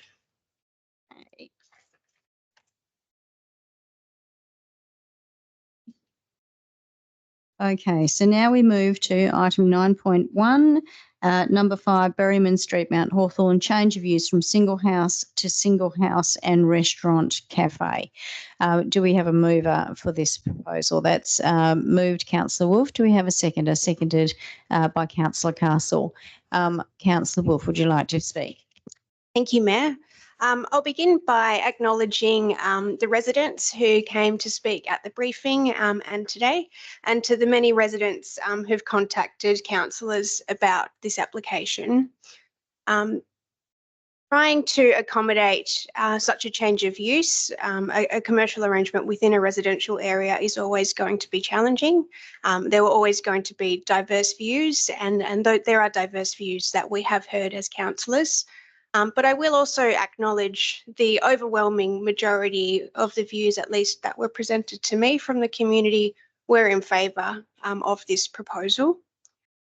To me, the proposal really represents what we're about at the City of Vincent. There was a corner store operating at this site from the 30s until the 60s, and we've got somebody looking to restore it to the low-scale commercial use servicing the neighbourhood. And with plenty of parking, at most times not much traffic, a gated playground nearby, getting a coffee and going to Menzies Park becomes your activity for the day if you're home with a baby. It becomes your place to see a friend on the weekend, to enhance your dog walk, or to enhance your family's day out at kids' sport. So more than just improving amenity on the west side of Mount Hawthorn, for me, this is about the creation of a vibrant and connected place for the community, similar to what we've seen at Hobart Street or Hyde Park. Just to talk to the process here, understand that the original application was lodged on the 16th of August. The process has been a long one. It has been drawn out, and I will say that that doesn't, although acknowledging, of course, that it's very challenging, that doesn't necessarily reflect who we are and who we do want to be in terms of supporting small businesses where it does make sense, like to me it does in this application. So I think there is opportunity to review the process and to, once it's finalised, and to learn some lessons that we can take from this process to ensure that they do run more smoothly in the future, and that they do continue to encourage future low-scale investment within Vincent. Of course, to go to the issue at heart, being a residential area, we do need to make sure that we've got appropriate controls in place for the neighbours and to minimise disturbance to them. But I feel like the conditions that are being proposed, as we have heard from the community, do go too far for a business of this scale. And I feel like some of the conditions will make it unreasonably difficult to operate the business. So on that note, Councillor Castle and I have a proposed amendment prepared. So thank you to Carson and administration for assisting with preparing that. It's the amendment on the yellow, and that one seeks to alter the conditions in a way that we see makes them more complementary to the scale of the operations. So we'd be happy to move that one now, but I imagine there are others who also wish to speak on this one. Hey, Councillor Castle. Thank you, Mayor. I wholeheartedly support this proposal. I am a local resident. This will be my local coffee shop. I'm very familiar with the area, with the context, and with the use of that area of Mount Hawthorn out of Menzies Park. I would actually venture to say that there's probably not many people in Mount Hawthorn who haven't walked or driven past this property and thought, really love to turn that into a cafe one day. So many people say that to me. I've thought it myself. So I'm really excited to see that someone is finally doing it. Having said that, I know it is a commercial use in a residential area, and that brings a lot of challenges, and it's something that we have to balance. That's what really this whole debate is about, is how are we going to balance the competing needs of the owners of the property, the business that is being proposed, and the residents who live nearby and those who live a little bit further afield. I agree that I think the conditions that we have before us are too onerous. What we have is a very small scale development. We're talking about 14 people provided for in this cafe. I ultimately don't believe that this will add any further impact on amenity to the surrounding area than is already felt by Menzies Park. That is a really well-used park. On a weekend when it's full of Auskick kids or cricket players, or on a day when the Mount Hawthorn Primary School has their athletics carnival, it is a buzzing zone. And that, I acknowledge, has already had an impact on those residents. I don't believe that a cafe with 14 chairs in it is going to make a big difference beyond what is already felt by the surrounding community. The way that this cafe is designed, all of that impact is oriented towards the park, and there is actually a buffer between the next door neighbours in Berryman because of the quite wide frontage of the property. So I do think that it can accommodate what is a very small scale development. I do understand that the administration's approach, it's been quite a conservative one, and they have been trying to get the balance right in considering everybody's needs. It is a residential area, and I think what we're talking about is just trying to find where we draw the line that suits as many people as possible. But I think where I have landed is that these conditions are too onerous for what is a tiny little cafe. I'm very conscious that we may condition this business out of viability, and that we may, in the efforts to try and appease everyone, appease no one. So I will move the amendment on the yellow in a minute, unless anyone else would like to speak first. I did want to make a couple of points for clarification, in particular around the alfresco or the potential for alfresco. We had this discussion last week, and I just wanted to reiterate that what is approved tonight in terms of numbers is the total number that can be accommodated on this property. If there is a future application for an outdoor eating permit that allows a limited or unlimited number of people in the outdoor eating area, that will not increase the number from 14. I also had a comment on the parking. We are seeing something different to what was presented to us last week due to the street tree, fully in support of retaining that street tree. And I think that this is quite a unique location in that there is already substantial parking available. So I'm quite comfortable with the reduction of parking that's been proposed this week. I did just want to make the point. Last week I asked the question about the eco-zoning of the verge and was given the answer that this application didn't rely on that parking. I think that's changed now. And so I'm just making the point that when that verge treatment and consideration is given to how we're going to rehabilitate that area, is that we remember that we're relying on a bit of the parking here for this particular application. Happy to see if anyone else would like to speak before moving the amendment, or if not, I will move it. Okay, does anyone else wish to speak to the substantive motion that's in front of us? Councillor Wallace. Thanks, Mayor Zaman. I've gone back and forth on this one quite a bit. I think there's strong community interest in a cafe at this location, and conceptually a cafe can be an acceptable and complementary use within a residential zone. Something confirmed by our local planning scheme, and in particular in a location like this that abuts public open space. We are being asked to consider a change in land use as part of this application, which I think sets a high bar, and therefore the work does need to be done by the applicant to demonstrate that the proposed use and operation can fit comfortably within the surrounding area and residential uses. So to me, this does swing on impacts on the surrounding residences and whether those are acceptable. Parking was a fair concern. I do note the late removal of 2 car bays to accommodate the retention of verge trees, which I support. I think that this is acceptable based on the reasoning in the report. As just discussed, Menzies has available parking across the road, and the city is investigating improvements to that. So if this were to be approved, I'd hope that administration would consider the potential extra demand from this use when implementing an upgrade there.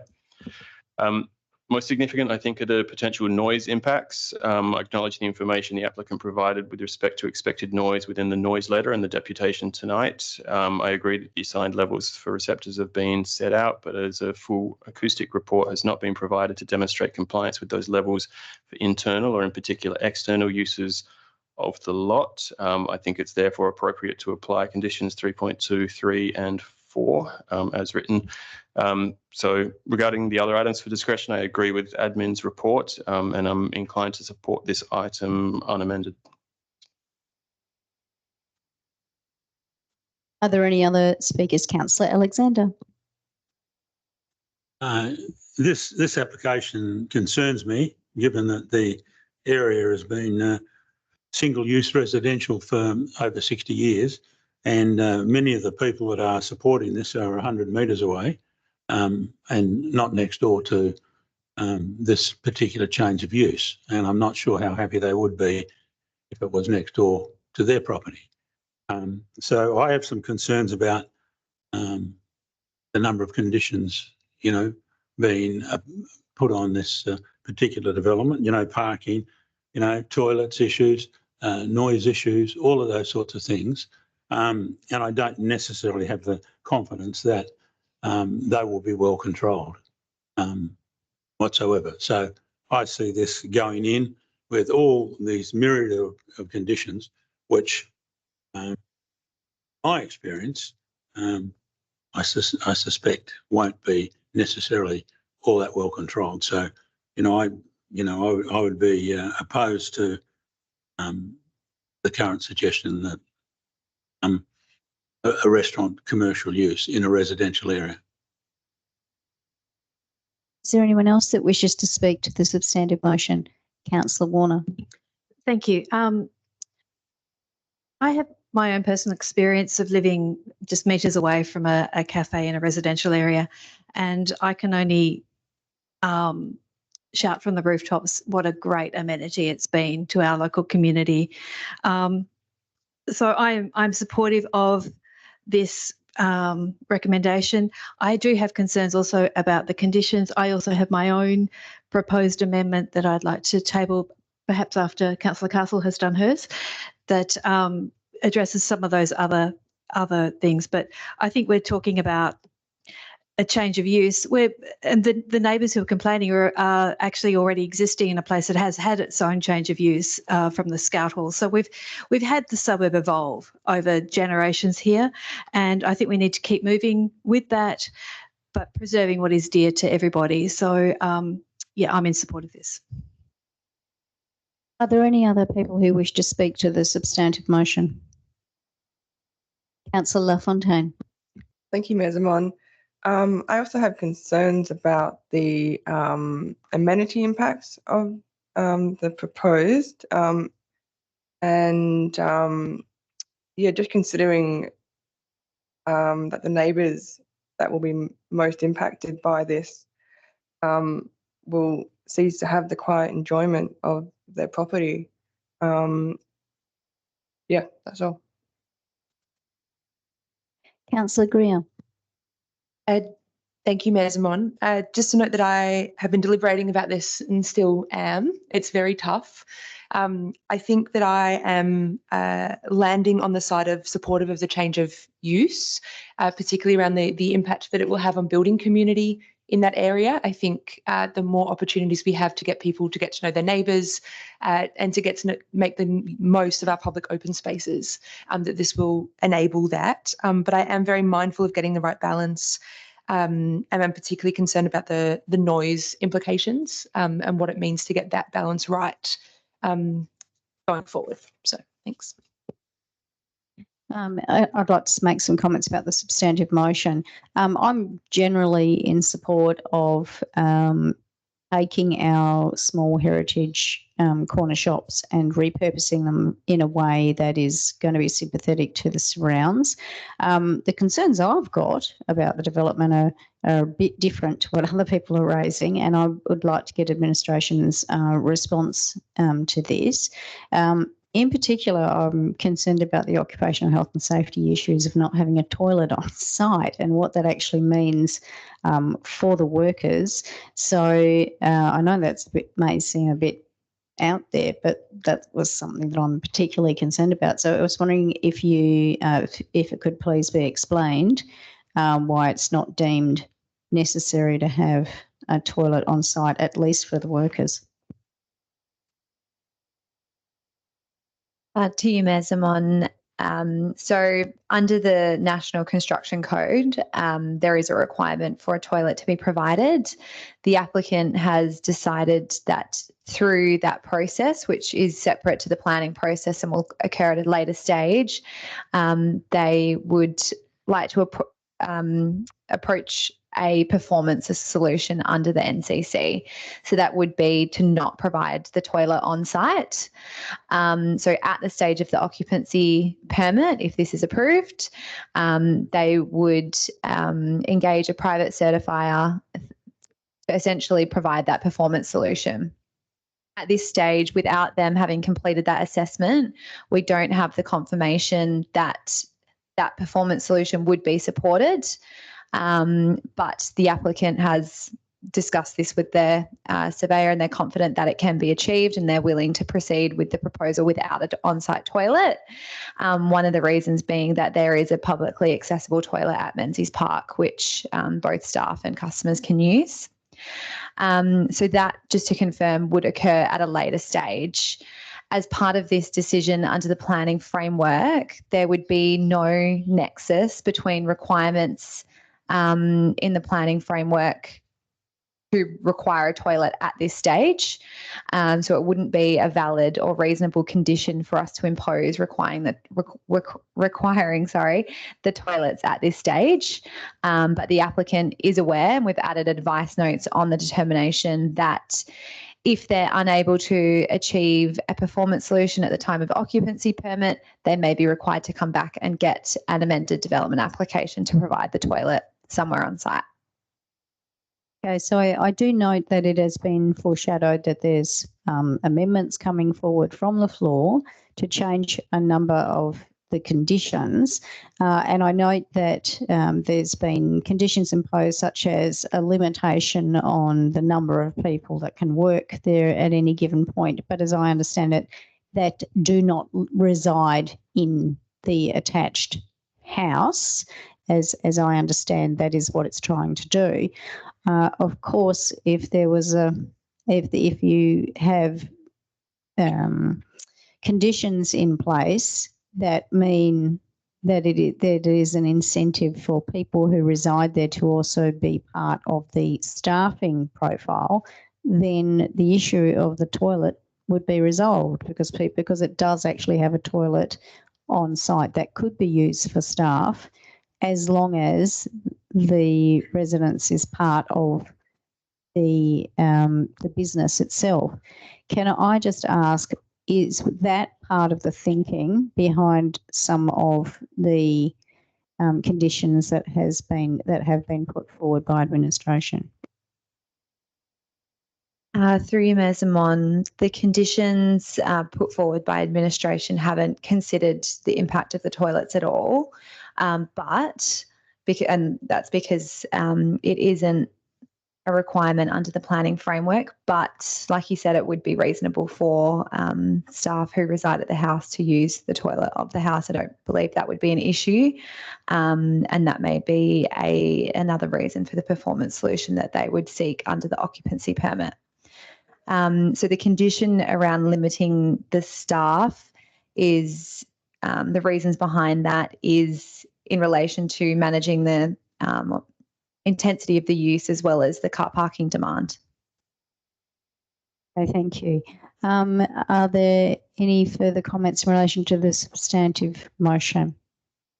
Okay, so Councillor Castle, would you like to move your amendment? Yes, please, Mayor Zamon. That would be the amendment on the yellow. Okay, and I note that that has already been seconded by Councillor Wolf. So Councillor Castle, do you wish to speak to your amendment? Thank you. Look, it's really some of the same points that I made earlier. I think for me, I'm concerned that some of the conditions proposed are onerous and not in proportion to the scale of the development, and also unenforceable, or at least not in any practical way. So the proposal in this amendment is in the first stage to limit, in condition 2.4, to limit the number of people who can dine in the outdoor area to 6. This has the impact of setting some restrictions around what can be applied for in a future outdoor eating permit application, and goes some way to managing the impact of patrons being outside the property. That's read in conjunction with the following clause, which is to delete condition 3 and replace it with a new clause. The essential effect of that is to delete conditions 3.2 and 3.3 because I believe that they're too onerous. I don't think they are something that can be reasonably enforced or reasonably expect the business owner to manage. And I also think they can be adequately managed through the operation management plan. So that is the gist of deleting that condition and replacing it with the suggested condition on the yellow. The other part of that is to introduce an opportunity for the applicant to demonstrate that the impact of operating services such as delivery, food preparation and cleaning outside of the operating hours can be managed subject to the acoustic report. On the matter of the acoustic report, I do note the comments in the gallery about the cost and the burden of requiring that from the applicant. But I think that is part of this balance that we're seeking here. It's like if we are going to relax conditions on the one hand, then we need to ensure that we have covered them on the other hand. But one of the issues with this matter has been that we don't have current acoustic modelling, and I believe that by providing the acoustic report and by tying some of these relaxations to the provision of that, we can manage those requirements that way. So that's really the guts of this amendment. Happy for others to speak on it. Councillor Wolf. Thank you, Mayor, and thank you, Councillor Castle, for talking us through. I think the fundamental reason that we propose this amendment comes down to the scale of the proposed operations. Of course, the considerations that we need to balance are all valid in the context of this residential area. But the reason we put this forward comes down to the small scale and trying to propose something that we felt was more appropriate, commensurate to that scale. Whilst still providing an environment that gives the business a chance to operate successfully. Okay, would anyone else like to speak on the amendment, the proposed amendment? Councillor Wallace. Thanks, Mayor Zamon. I guess my view on it is, as it was currently proposed to be approved, it was small scale, but by removing the limitation for queuing outside, it can easily grow to a large scale without further control from the city.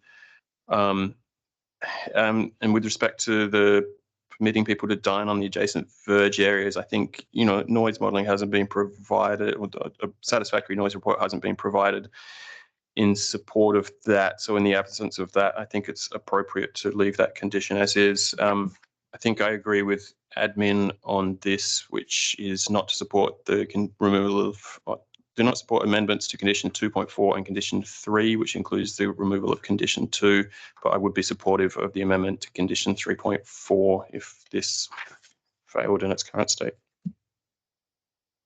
Mayor, could I just ask that we could potentially split the vote on the two conditions, on 1 and 2 of the amendment if necessary? Okay, that's noted. Thank you very much. And we can come back to that. Does anyone else wish to speak on the amendment? Councillor LaFontaine. Thank you, Mayor. I'd just like to say that my thoughts are quite similar to Councillor Wallace. I think that in order to maintain amenity to those who will be most impacted by this, I think that it's important that those conditions are in place. So I'm not supportive of the removal of that 3.2. Thank you. Does anyone else wish to speak to on the amendment? Councillor Castle, do you wish to move to amend your amendment? Just ask a question, if I may, about how that we might actually do that. What I was thinking we could just extract 3.2 of the new proposed condition 3, but I don't think that will work because the numbering will be all wrong. Okay, well, I'm just going to hold this for the moment and we'll get answers to that.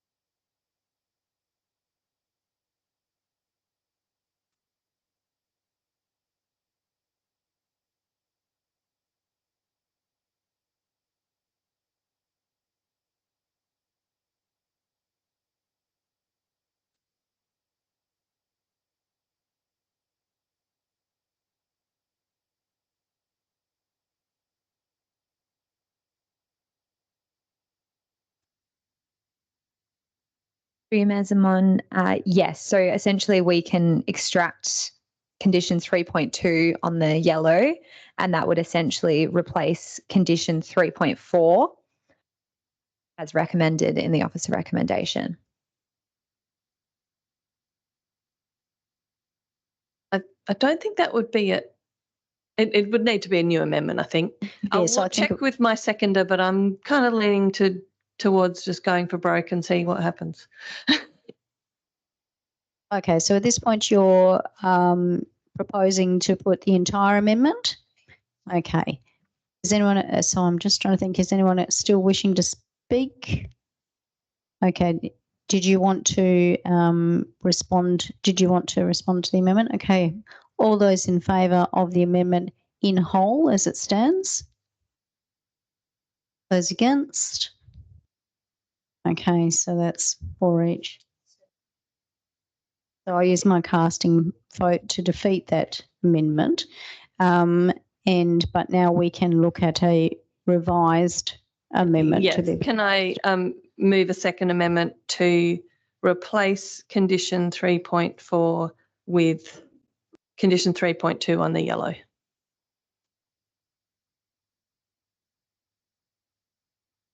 Just to clarify, none of the other changes on the yellow? It's a little bit hard for me to tell how that's going to go. So let's do them one at a time.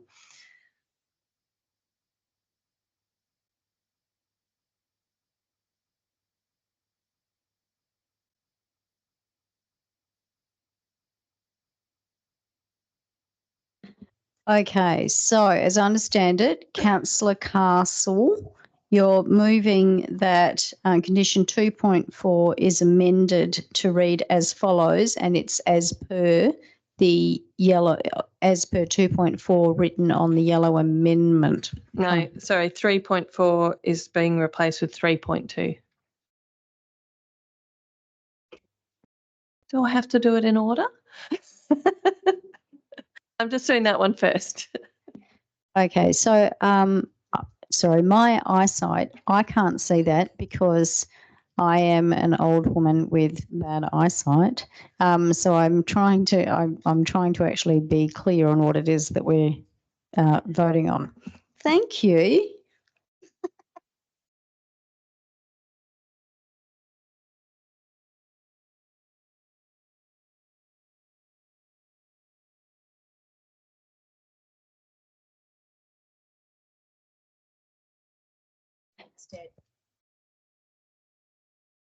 Okay, so the first thing I'm going to ask, I'm just going to check, are councillors satisfied that they know what is being presented for us to discuss?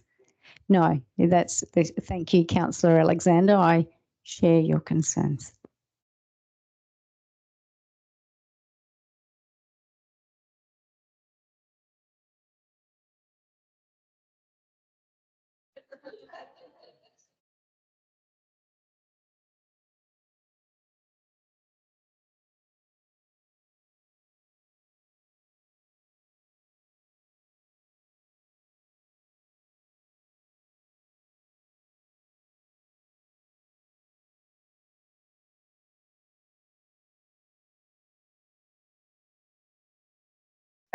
Sorry, there is actually considerable confusion about this, and there is a concern that what's being presented isn't actually going to have that effect. Did you want to, governance manager, did you want to quickly assess this?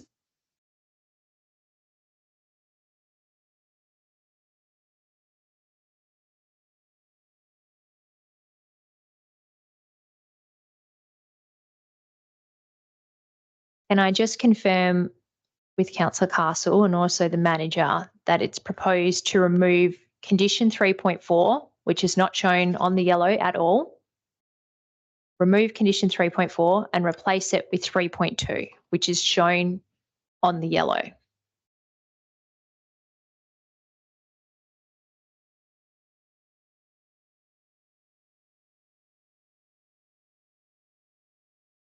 Okay, so are people clear on what's being proposed?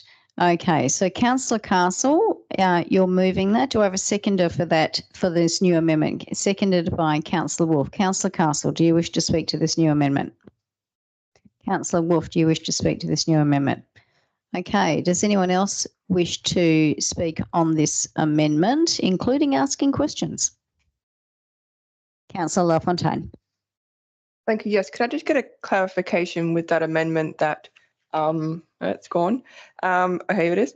That if the acoustic report demonstrates that it can be undertaken at alternative hours, then the deliveries and servicings, pack down, cleaning, etc., can happen at all hours outside of the operation of the cafe. Through Mayor Simon, that's correct.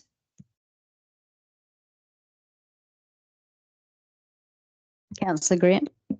Thank you. And just to clarify, if that acoustic report demonstrates that, does that kind of give the tick of approval for deliveries and for cleaning? Like, I feel like cleaning the premises outside of hours is a not very noisy activity. You could do that. That sounds very reasonable. But would it give the tick for all of those, or would it be dependent on the outcomes of the acoustic report?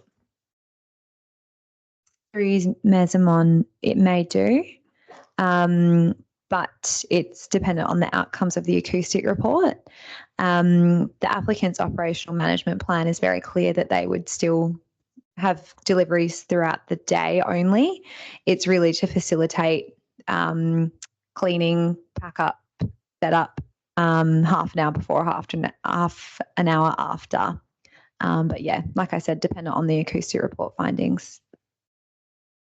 Thank you. And those activities, the cleaning, the pat down, would be kind of considered low noise or low risk of noise activities, do you think?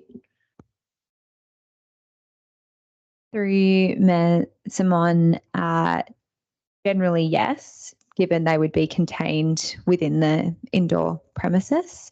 The acoustic report, though, would also assess the pack up and set down in the alfresco area, so setting up chairs and the like.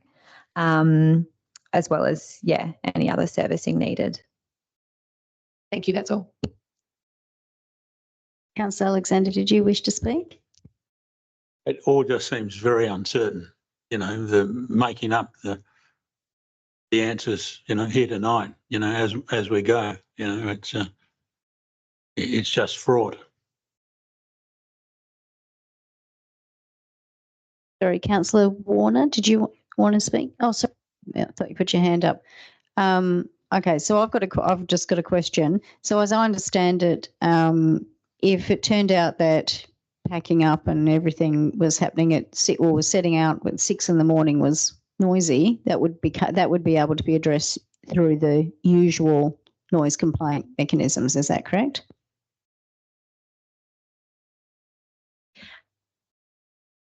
Yes, that's correct. So basically, if the acoustic modelling comes out and says that cleaning at 6:30 a.m.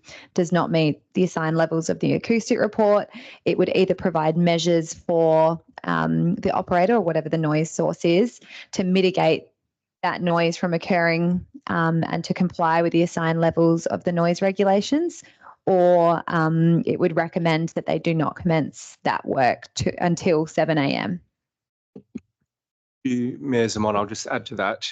In terms of the acoustic report, ultimately it's difficult to speculate in terms of whether it will be noisy for, say, cleaning, because somebody might say that may be quiet, wiping down some tables may be quiet, but if you use an actual mechanical device to clean the windows and such, that might have a different noise impact. So all of those details will be fleshed out in the acoustic report. That's the purpose of the acoustic report.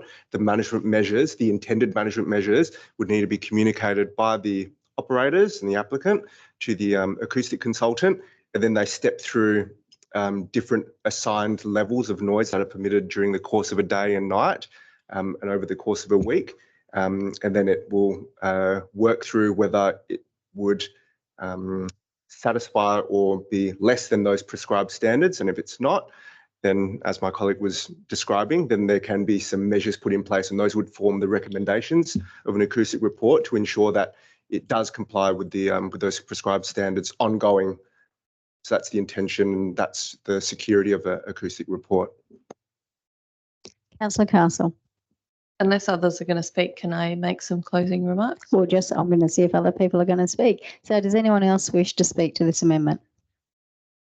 In that case, Councillor Castle, you can make some closing remarks. Thank you. I just wanted to clarify the intention of this amendment. It is to give some level of flexibility to the applicant, but within the parameters as set by the acoustic report. So it is not intended to allow, or certainly my intention was not that if one activity is deemed appropriate, then all are, but that actually the report would examine each different type of activity and give some sort of indication about whether they could be accommodated in short windows before or after the operating hours, rather than the blunt instrument of set hours that they may not do any of those activities outside. So that's the intention of this amendment, and I believe that the detail that can be provided in the acoustic report can provide some guidance on that. Okay, so now I'm going to move the amendment. All those in favour? Against?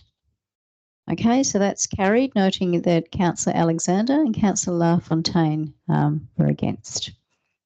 Okay, so Councillor Castle, did you want to offer a further amendment? I think I'll just try one more if I can. I would like to move the amendment on the yellow just clause 1, which is the clause that amends condition 2.4 to set a maximum number of people on the verge area. Okay, is there a seconder to that amendment? That's one, and that's number 1 on the proposed amendment on the yellow paper. Is there a seconder to that? Seconded, Councillor Wolf. Councillor Castle, would you like to speak to this? I would, but before I do, I have a question. I just want to make sure that this proposed amendment is not in conflict with condition 3.2 as it currently stands.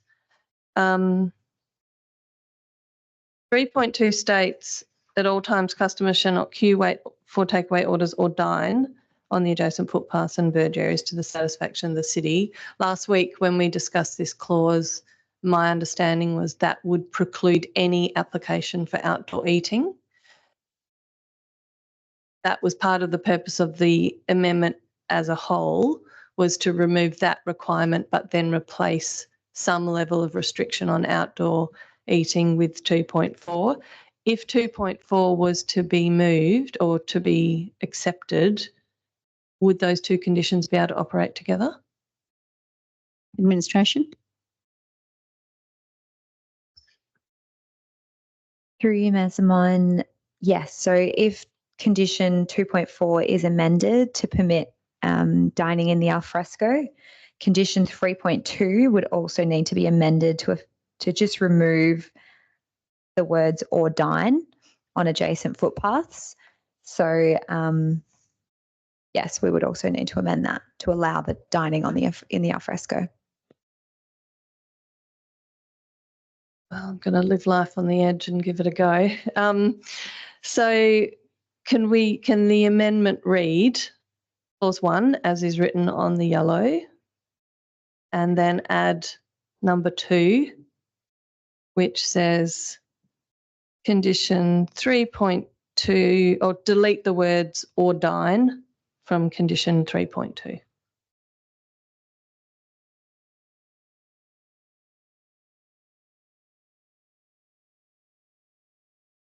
Administration, would you like to respond to that proposal, to that proposal?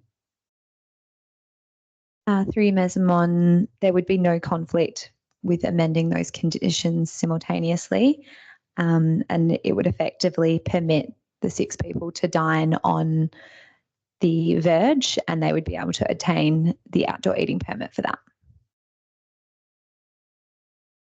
Okay, so are people clear on, so that's first I need to just check. Councillor Wolf, are you happy to amend that amendment? Okay, so that is agreed. Are people clear on what it is that what is being proposed? So what's being proposed is to have condition 2.4 is amended to read as follows, and then it's 2.4 as presented on the yellow paper. And then, oh, we see, sorry, people are typing it around as I speak. Like magic. Okay, and then it's got 3.2 amended accordingly. That's up on the screen.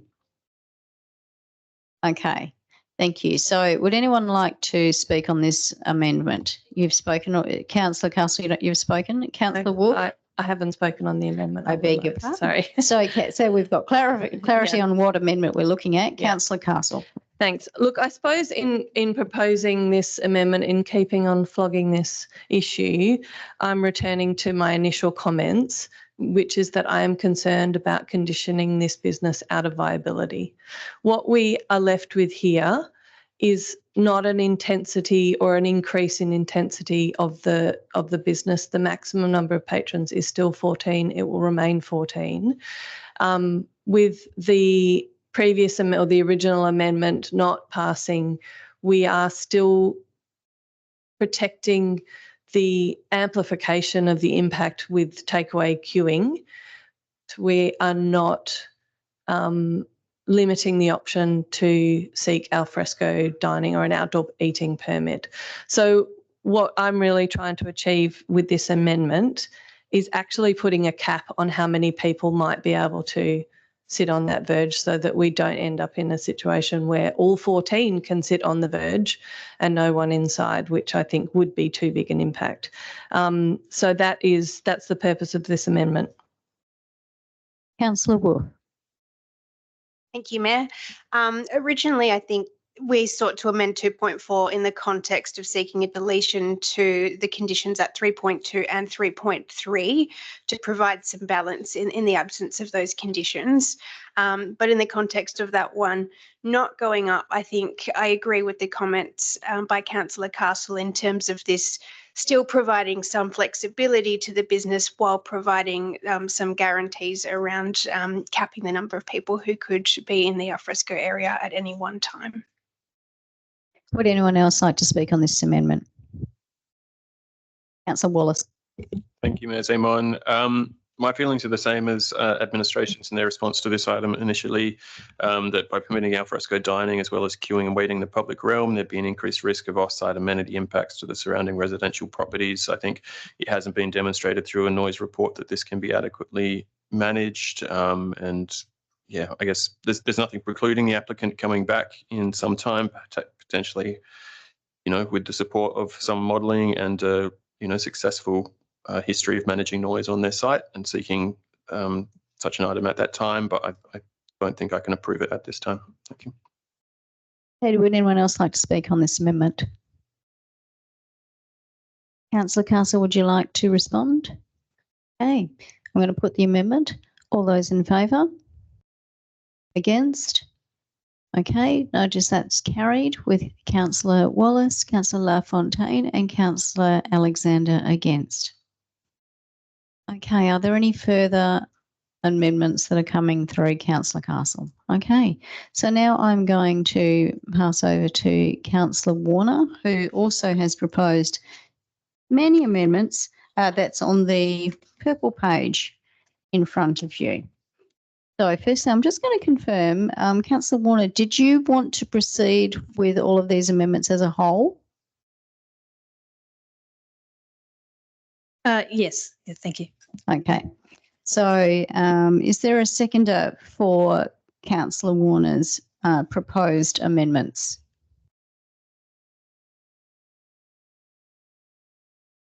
Okay, seconded Councillor Greer. Okay, Councillor Warner, do you want to speak to your amendments?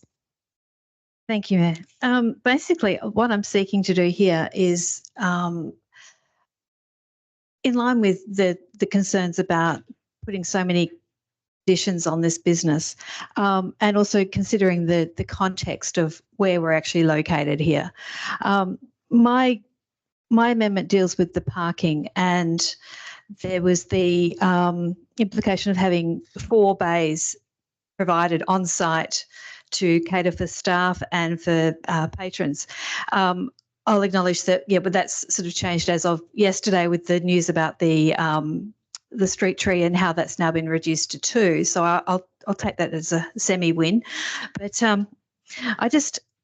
I'm really concerned about why is it necessary to impose parking onto a business like this when it is across the road from a major park. It's a place that has over 500 booked events in one calendar year. We're talking about massive populations of people on weekends, the sports day. We're talking about a place with footy sirens where it's a massively visited place, and none of those occasions require specific parking beyond what is already there. So whilst the concerns about street parking in residential areas are completely valid, I feel like they've been effectively addressed by the existing infrastructure. The Park's northern verge has a great hard surface. The east and west verges are grassed, and the southern verge, although not looking terribly great, is due for improvement with plans for proper drainage and a suitable surface. And this ongoing development will not only serve park visitors during peak times, but also cafe customers throughout the week and minimise any impact on street parking. Given the cafe outlet is to serve a maximum of 14 people at one time, it has such a small footprint in terms of customer volume and associated parking needs. And many businesses in Vincent operate without imposing specific parking conditions, let alone those who are sitting right opposite a parking infrastructure.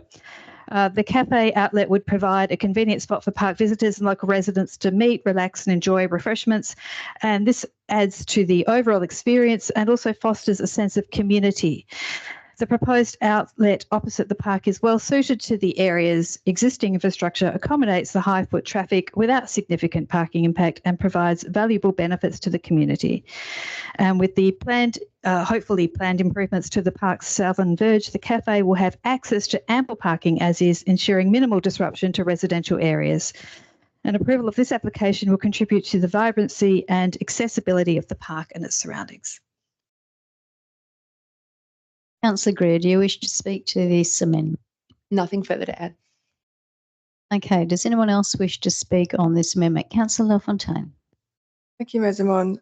Just a query if subcondition 2.3 is to be deleted, that limits staff to 2 people. How many staff can there be then if that is conditions removed?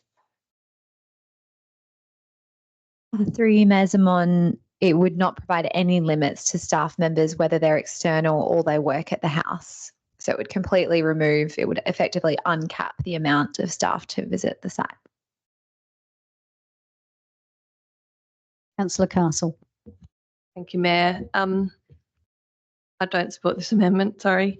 I think that the conditions that have been proposed in relation to staff numbers are appropriate, particularly with the amendment that was made between the briefing and the meeting.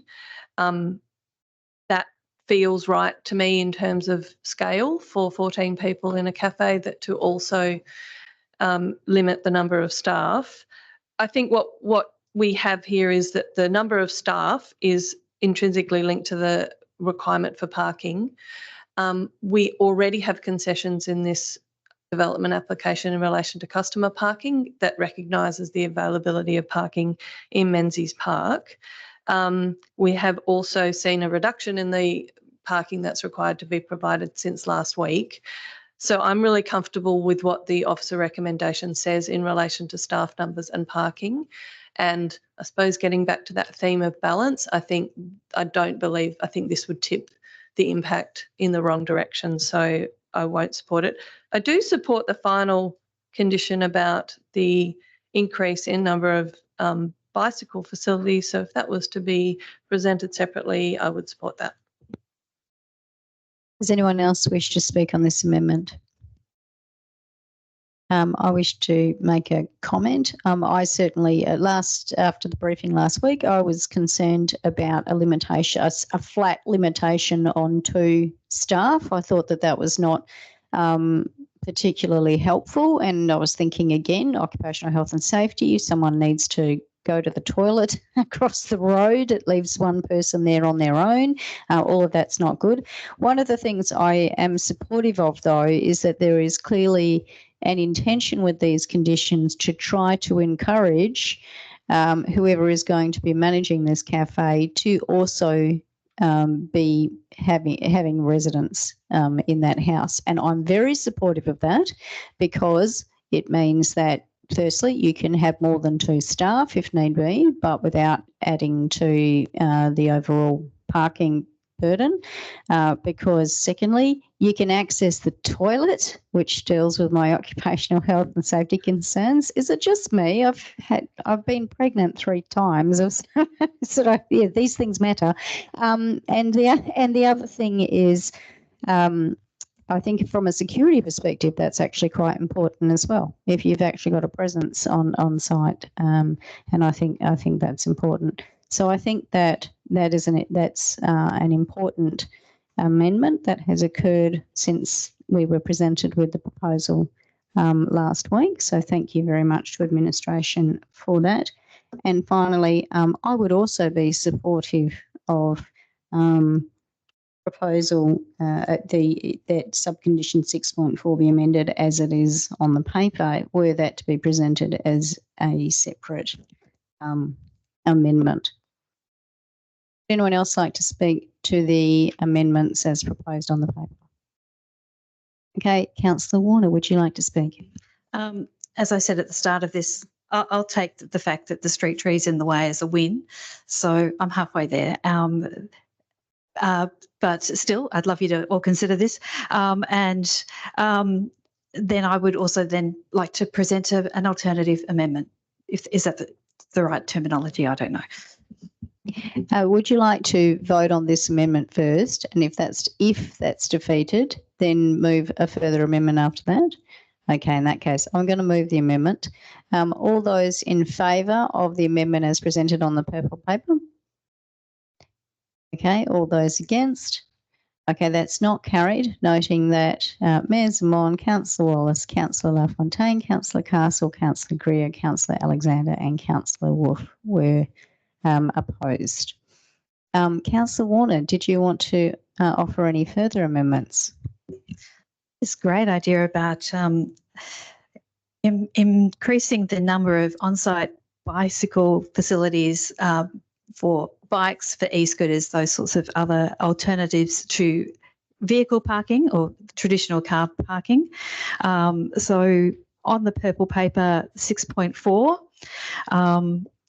I think we'd just like to increase the amenity there. Okay, so we have a mover. So Councillor Warner is moving that subcondition 6.4 be amended as follows on the paper. Is there a seconder to that? That's seconded by Councillor LaFontaine. So you have spoken on that. Councillor LaFontaine, would you like to speak on this? Thank you, Mayor Zamon. Just that I'm definitely supportive of more bicycle facilities to be provided. Would anyone else like to speak on this proposed amendment? Councillor Castle. Thank you. Can I ask a question of administration, whether they've, this is something that has been discussed with the applicant and can be accommodated? Mayor Zamon, no, this amendment hasn't been discussed with the applicant, but it could be accommodated. There's sufficient space on site to accommodate designing 3 on-site bicycle bays, particularly given the existing 2 bays have been removed. Thank you. Yeah, as I said, I'm supportive of this. I'm just going to make another comment. Thank you to the CEO for bringing this to my attention. I may not get another opportunity to say it. So I just wanted to clarify an earlier comment I made on the substantive about this being my local cafe. I don't believe it is enough to warrant an impartiality interest, or I would have declared that in the first place. I do live several blocks away from the property, and of course we'll be deciding this matter on its planning merits. And actually, on reflection, there's probably another cafe that's closer to me than this one, but this one's down the hill, so it's a bit easier to get to. So I just wanted to make that clear. I don't believe it is an impartiality interest, but I will be on the record to say that. Thank you. Okay, does anyone else wish to speak on this amendment? I'm just going to make the point that you could still have technically just one structure if you go with the fantastic curly ones, which are really, really good for e-scooters. I do believe I've mentioned that before. Councillor, so if no one else wishes to speak, Councillor Warner, do you wish to speak on this? Okay, I'm going to put the amendment. All those in favour? Against? Councillor Alexander, that's carried with Councillor Alexander voting against. Okay, so now we've got the amended motion in front of us. The substantive. Now we've got the substantive motion as amended in front of us. Councillor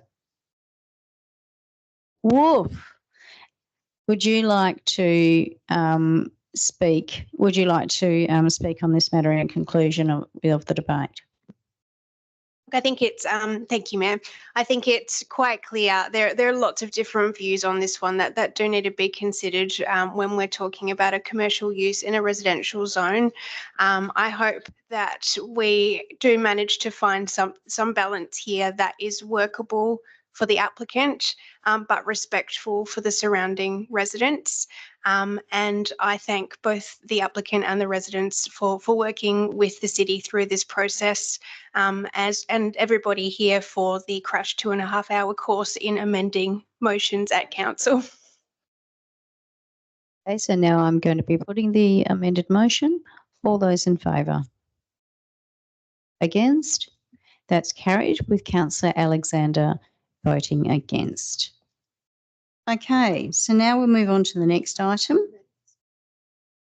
Oh, okay, it has been suggested that we move. I did have down to do 10.3, but instead I'm going to move to 10.1 because we've got people waiting for us to discuss this. Noting that Councillor Warner has left because she has a financial interest, and noting that a impartiality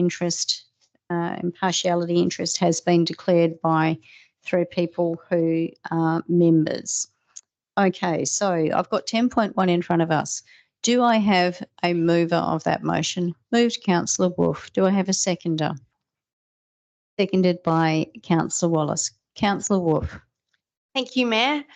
Firstly, welcome to the club president, and we had the club first lady and another committee member, and thank you for joining us here, and to the club members who presented at the briefing last week. Just for some context, having been established in 1907, to me right now, the North Perth Bowls Club is at a really, really pivotal point in its journey towards being one of the most high-profile small bowls clubs in Perth. As we heard from the public gallery last week, the club's made absolutely enormous strides in increasing its membership. So I think we heard of increases of about 1,000 members in less than 5 years, as well as in its pennants results, and in establishing itself as just a really vibrant community hub. And all of that's really been achieved by strategic efforts and just sheer hard work by the club and its committee. As I see it now, Vincent has the opportunity to propel the club to its next level through this investment. The proposal makes sense on many, many levels, from disability access to attracting higher quality players to the club and enabling higher level professional competitions as well as community events. So something that was raised at the briefing, it also contributes to development of the broader precinct at Farmer Street, which is really coming into its own as a standalone hub of activity in North Perth. And while I admit there is certainly a certain charm to greenskeeping, I'm really, really pleased to support this proposal. And I will just finish with referencing one related matter, and thank you, administration, for the update on this one at the briefing. And that's the critical maintenance work relating to the driveway at the entrance of the club. So if we are putting forward a proposal that has huge potential in terms of attracting people to Vincent for events, and improving disability access, I think that critical maintenance of the driveway does really become important, and I'm pleased that that will be progressing. Okay, Councillor Wallace. Thank you, Ms. Amon. Well said by Councillor Wolf. I'm very supportive of this item. Yeah, the North Perth Bowling Club's success is going through the roof. Congratulate them on that. It can take a little bit longer to get a beer at the bar these days, but that's an acceptable outcome also. So yeah, very supportive of this one. Thanks. Would anyone else like to speak on this proposal? Councillor Greer. Thank you, Ms. Amon, and just thank you to the club for your commitment of bringing this forward, the strategic approach. It's so wonderful to hear of a club that's been thriving. I'd also like to just take a moment to appreciate the inclusion of accessibility in this proposal. So often it can be a second thought for a range of clubs. So I really appreciate that as you're growing, you've got accessibility so that it's available to everyone in our community. So thank you for that. Would anyone else like to speak on this proposal? Councillor Alexander. Yes, I'm clearly very supportive of the project. I think it's a good project. I just want to be on record of suggesting that there should be a sinking fund for these sorts of things so that the CSRFF fund doesn't get in 10 years' time asked for another contribution. Thank you. Anyone else like to speak on this proposal? I'd just like to make a couple of comments. I also share Councillor Alexander's concerns about wanting to ensure that there is a sinking fund that is created to ensure that this is able to be sustainable in the long term. I think that's really important. And I also echo the comments made by Councillor Greer. I've been very impressed with the priority that has been given to ensuring that this important club is going to be accessible to people with disability. And I really I'm so pleased that it just is front of mind for people and not something which is considered to be an annoyance to have to add on. How wonderful that we are absolutely prioritising inclusivity. Okay, Councillor Wolf, is there anything that you'd like to say in conclusion? All going well. I wish the club all the best for this venture, and I'm very excited to see how the club goes taking it to the next level and what it can give back to the community. Okay, so I'm going to put the proposal. All those in favour? Okay, that's carried unanimously. Councillor Warner, you're welcome to come back into the room. She's around.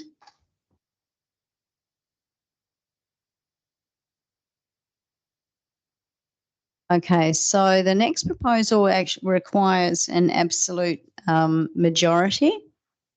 So I'm just noting that, which is one of the reasons why we've had to pull this out. I'll wait till Councillor Warner's back in the room.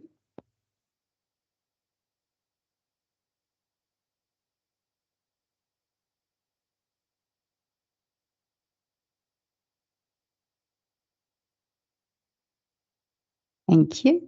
Okay, so do I have a mover for 10.3, adoption of the parking amendment, local law 2024, which does require, as I just said, an absolute majority. Do I have a mover for that? Moved Councillor Wallace. Do I have a seconder?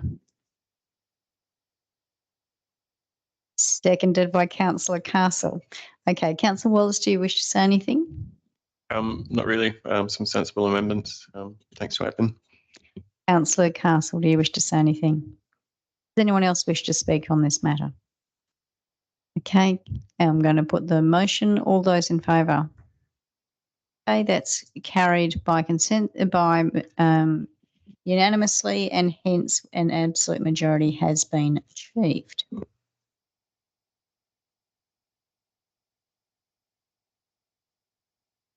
Okay, so now we're going to move to item 12.3, nomination to Urban 95 Academy 2024 program, noting that this is a late addition. Do I have a mover for this proposal? Moved Councillor Castle and seconded by Councillor Warner. Okay, so Councillor Castle, do you wish to speak to this? Thank you, Mayor. I've just brought this forward because it requires the insertion of some names. I'll just bring it up, sorry. And also because there was an indication from council members of interest and that included 3 people. So subject to other people speaking first, I'd like to move an amendment to add a 3rd councillor. Okay, so I'm going to let other people speak first. Councillor Warner, did you wish to speak? Only just briefly to say this looks like a fabulous program, and thank you to Councillor Wolf for bringing it to our attention. And yeah, great. Thank you. Okay, so I'm actually going to hand over to the CEO to speak on the what would be involved with having an amendment to have 3 councillors. Through you, Mayor Zaman, we have liaised with the organisers of the programme at London School of Economics. We don't think there's any problems at all with applying with 4 members of the team. It is mainly online learning in the first instance, and if there was the site visit that's presented later on for only some selected teams who might be applying, then we can revisit the composition of the team at that time. So I don't think there's a problem at all with listing 4 members for the team at this stage of the application. Okay, so expressions of interest from all councillors were called for, and as I understand it, 3 elected representatives have indicated an interest. Councillor Castle, do you wish to move or do you wish to insert those names? Yes, thank you, Mayor. So I'd like to move an amendment to add point 3 under clause 1, and to insert the names Mayor Zaman, Councillor Wolf and Councillor Castle in clause 1, if that makes sense. Okay, so the proposal as presented would be that council approves the following members for nomination to the Urban 95 Academy 2024 program, and that would be Mayor Zaman, Councillor Castle and Councillor Wolf. And 2, then notes that the CEO will nominate 1 suitably qualified member of staff to form part of the application. So that is the amendment which is being proposed. Do we have a seconder to that amendment? Okay, that's seconded by Councillor Wolf. Okay, so Councillor Castle, do you wish to speak to your amendment? Just briefly, I think this is a fantastic opportunity for the city. And thank you, Councillor Wolf, for emailing it around. You beat me by about half an hour, I think, because I had just seen the post about it as well. Look, I think there's only things to gain from this program. It's got a very good reputation and certainly got good backing from the London School of Economics and the Bernard Van Leer Foundation. There's no cost to the city, so there's really no risk involved in some council members and a staff member devoting a bit of time and effort to learning from this organisation. So, and I fully support us being able to expand the team as we've been told can be accommodated. So that's the purpose of the amendment. Okay, Councillor Wolf. Thank you. Yep, so very supportive of expanding the number of people for this course. There's a quote, I don't remember the exact words, but something around designing cities for children means you're designing a better city for everybody. And I think that that's very true. Having walked around Vincent for the last 2 years with the double pram, certainly got lots of views about things that we've done really, really well for children, but lots of thought bubbles about things that could be done better. So I think this is a really good opportunity to actually put a learning framework around that.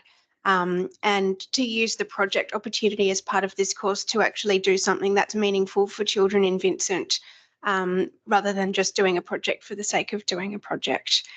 So thank you to Council Deputy Mayor Georgie Carey from Mosman Park, who first posted about this opportunity and gave me lots of time in having a discussion about why it was really useful. So appreciate that. Does anyone else wish to speak to the amendment? Okay, Councillor Castle, do you want to say anything further about the amendment? Okay, in that case, I'm going to put the amendment. All those in favour? Okay, that's carried unanimously. So now I'll move back to the substantive amended motion. Would anyone like to speak to this?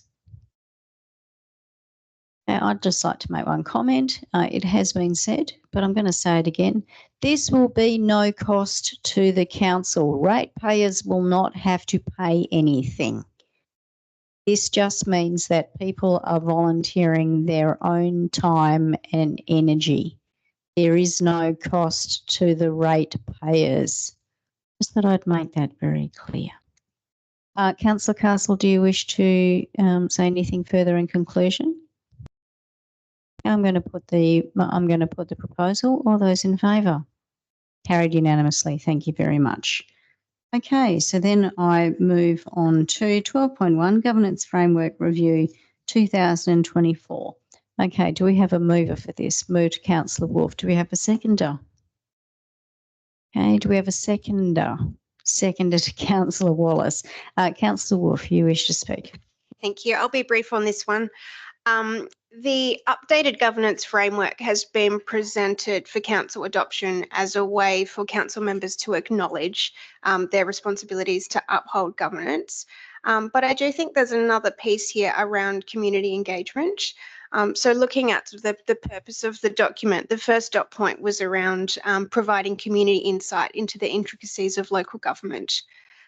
Commend administration on compiling this really comprehensive document from so many different sources and updating that to go through the intricacies of how we work and our processes. But I think that's really, really valuable information that we could be putting out there more effectively to the community than hiding some of that information in a 50-page document. We know that for a lot of people, they don't engage in council processes until something comes up that's a stressful issue and then they have to. And at that stage, going through a 50-page document, it's probably quite stressful or not going to happen. So commending administration on putting that together, but also want to highlight opportunity to communicate that information a little bit more effectively through different media. Councillor Wallace. Does anyone else wish to speak on this proposal? Okay, I'm going to put the proposal. All those in favour? Okay, that's passed unanimously. Thank you. Okay, so we have no confidential items.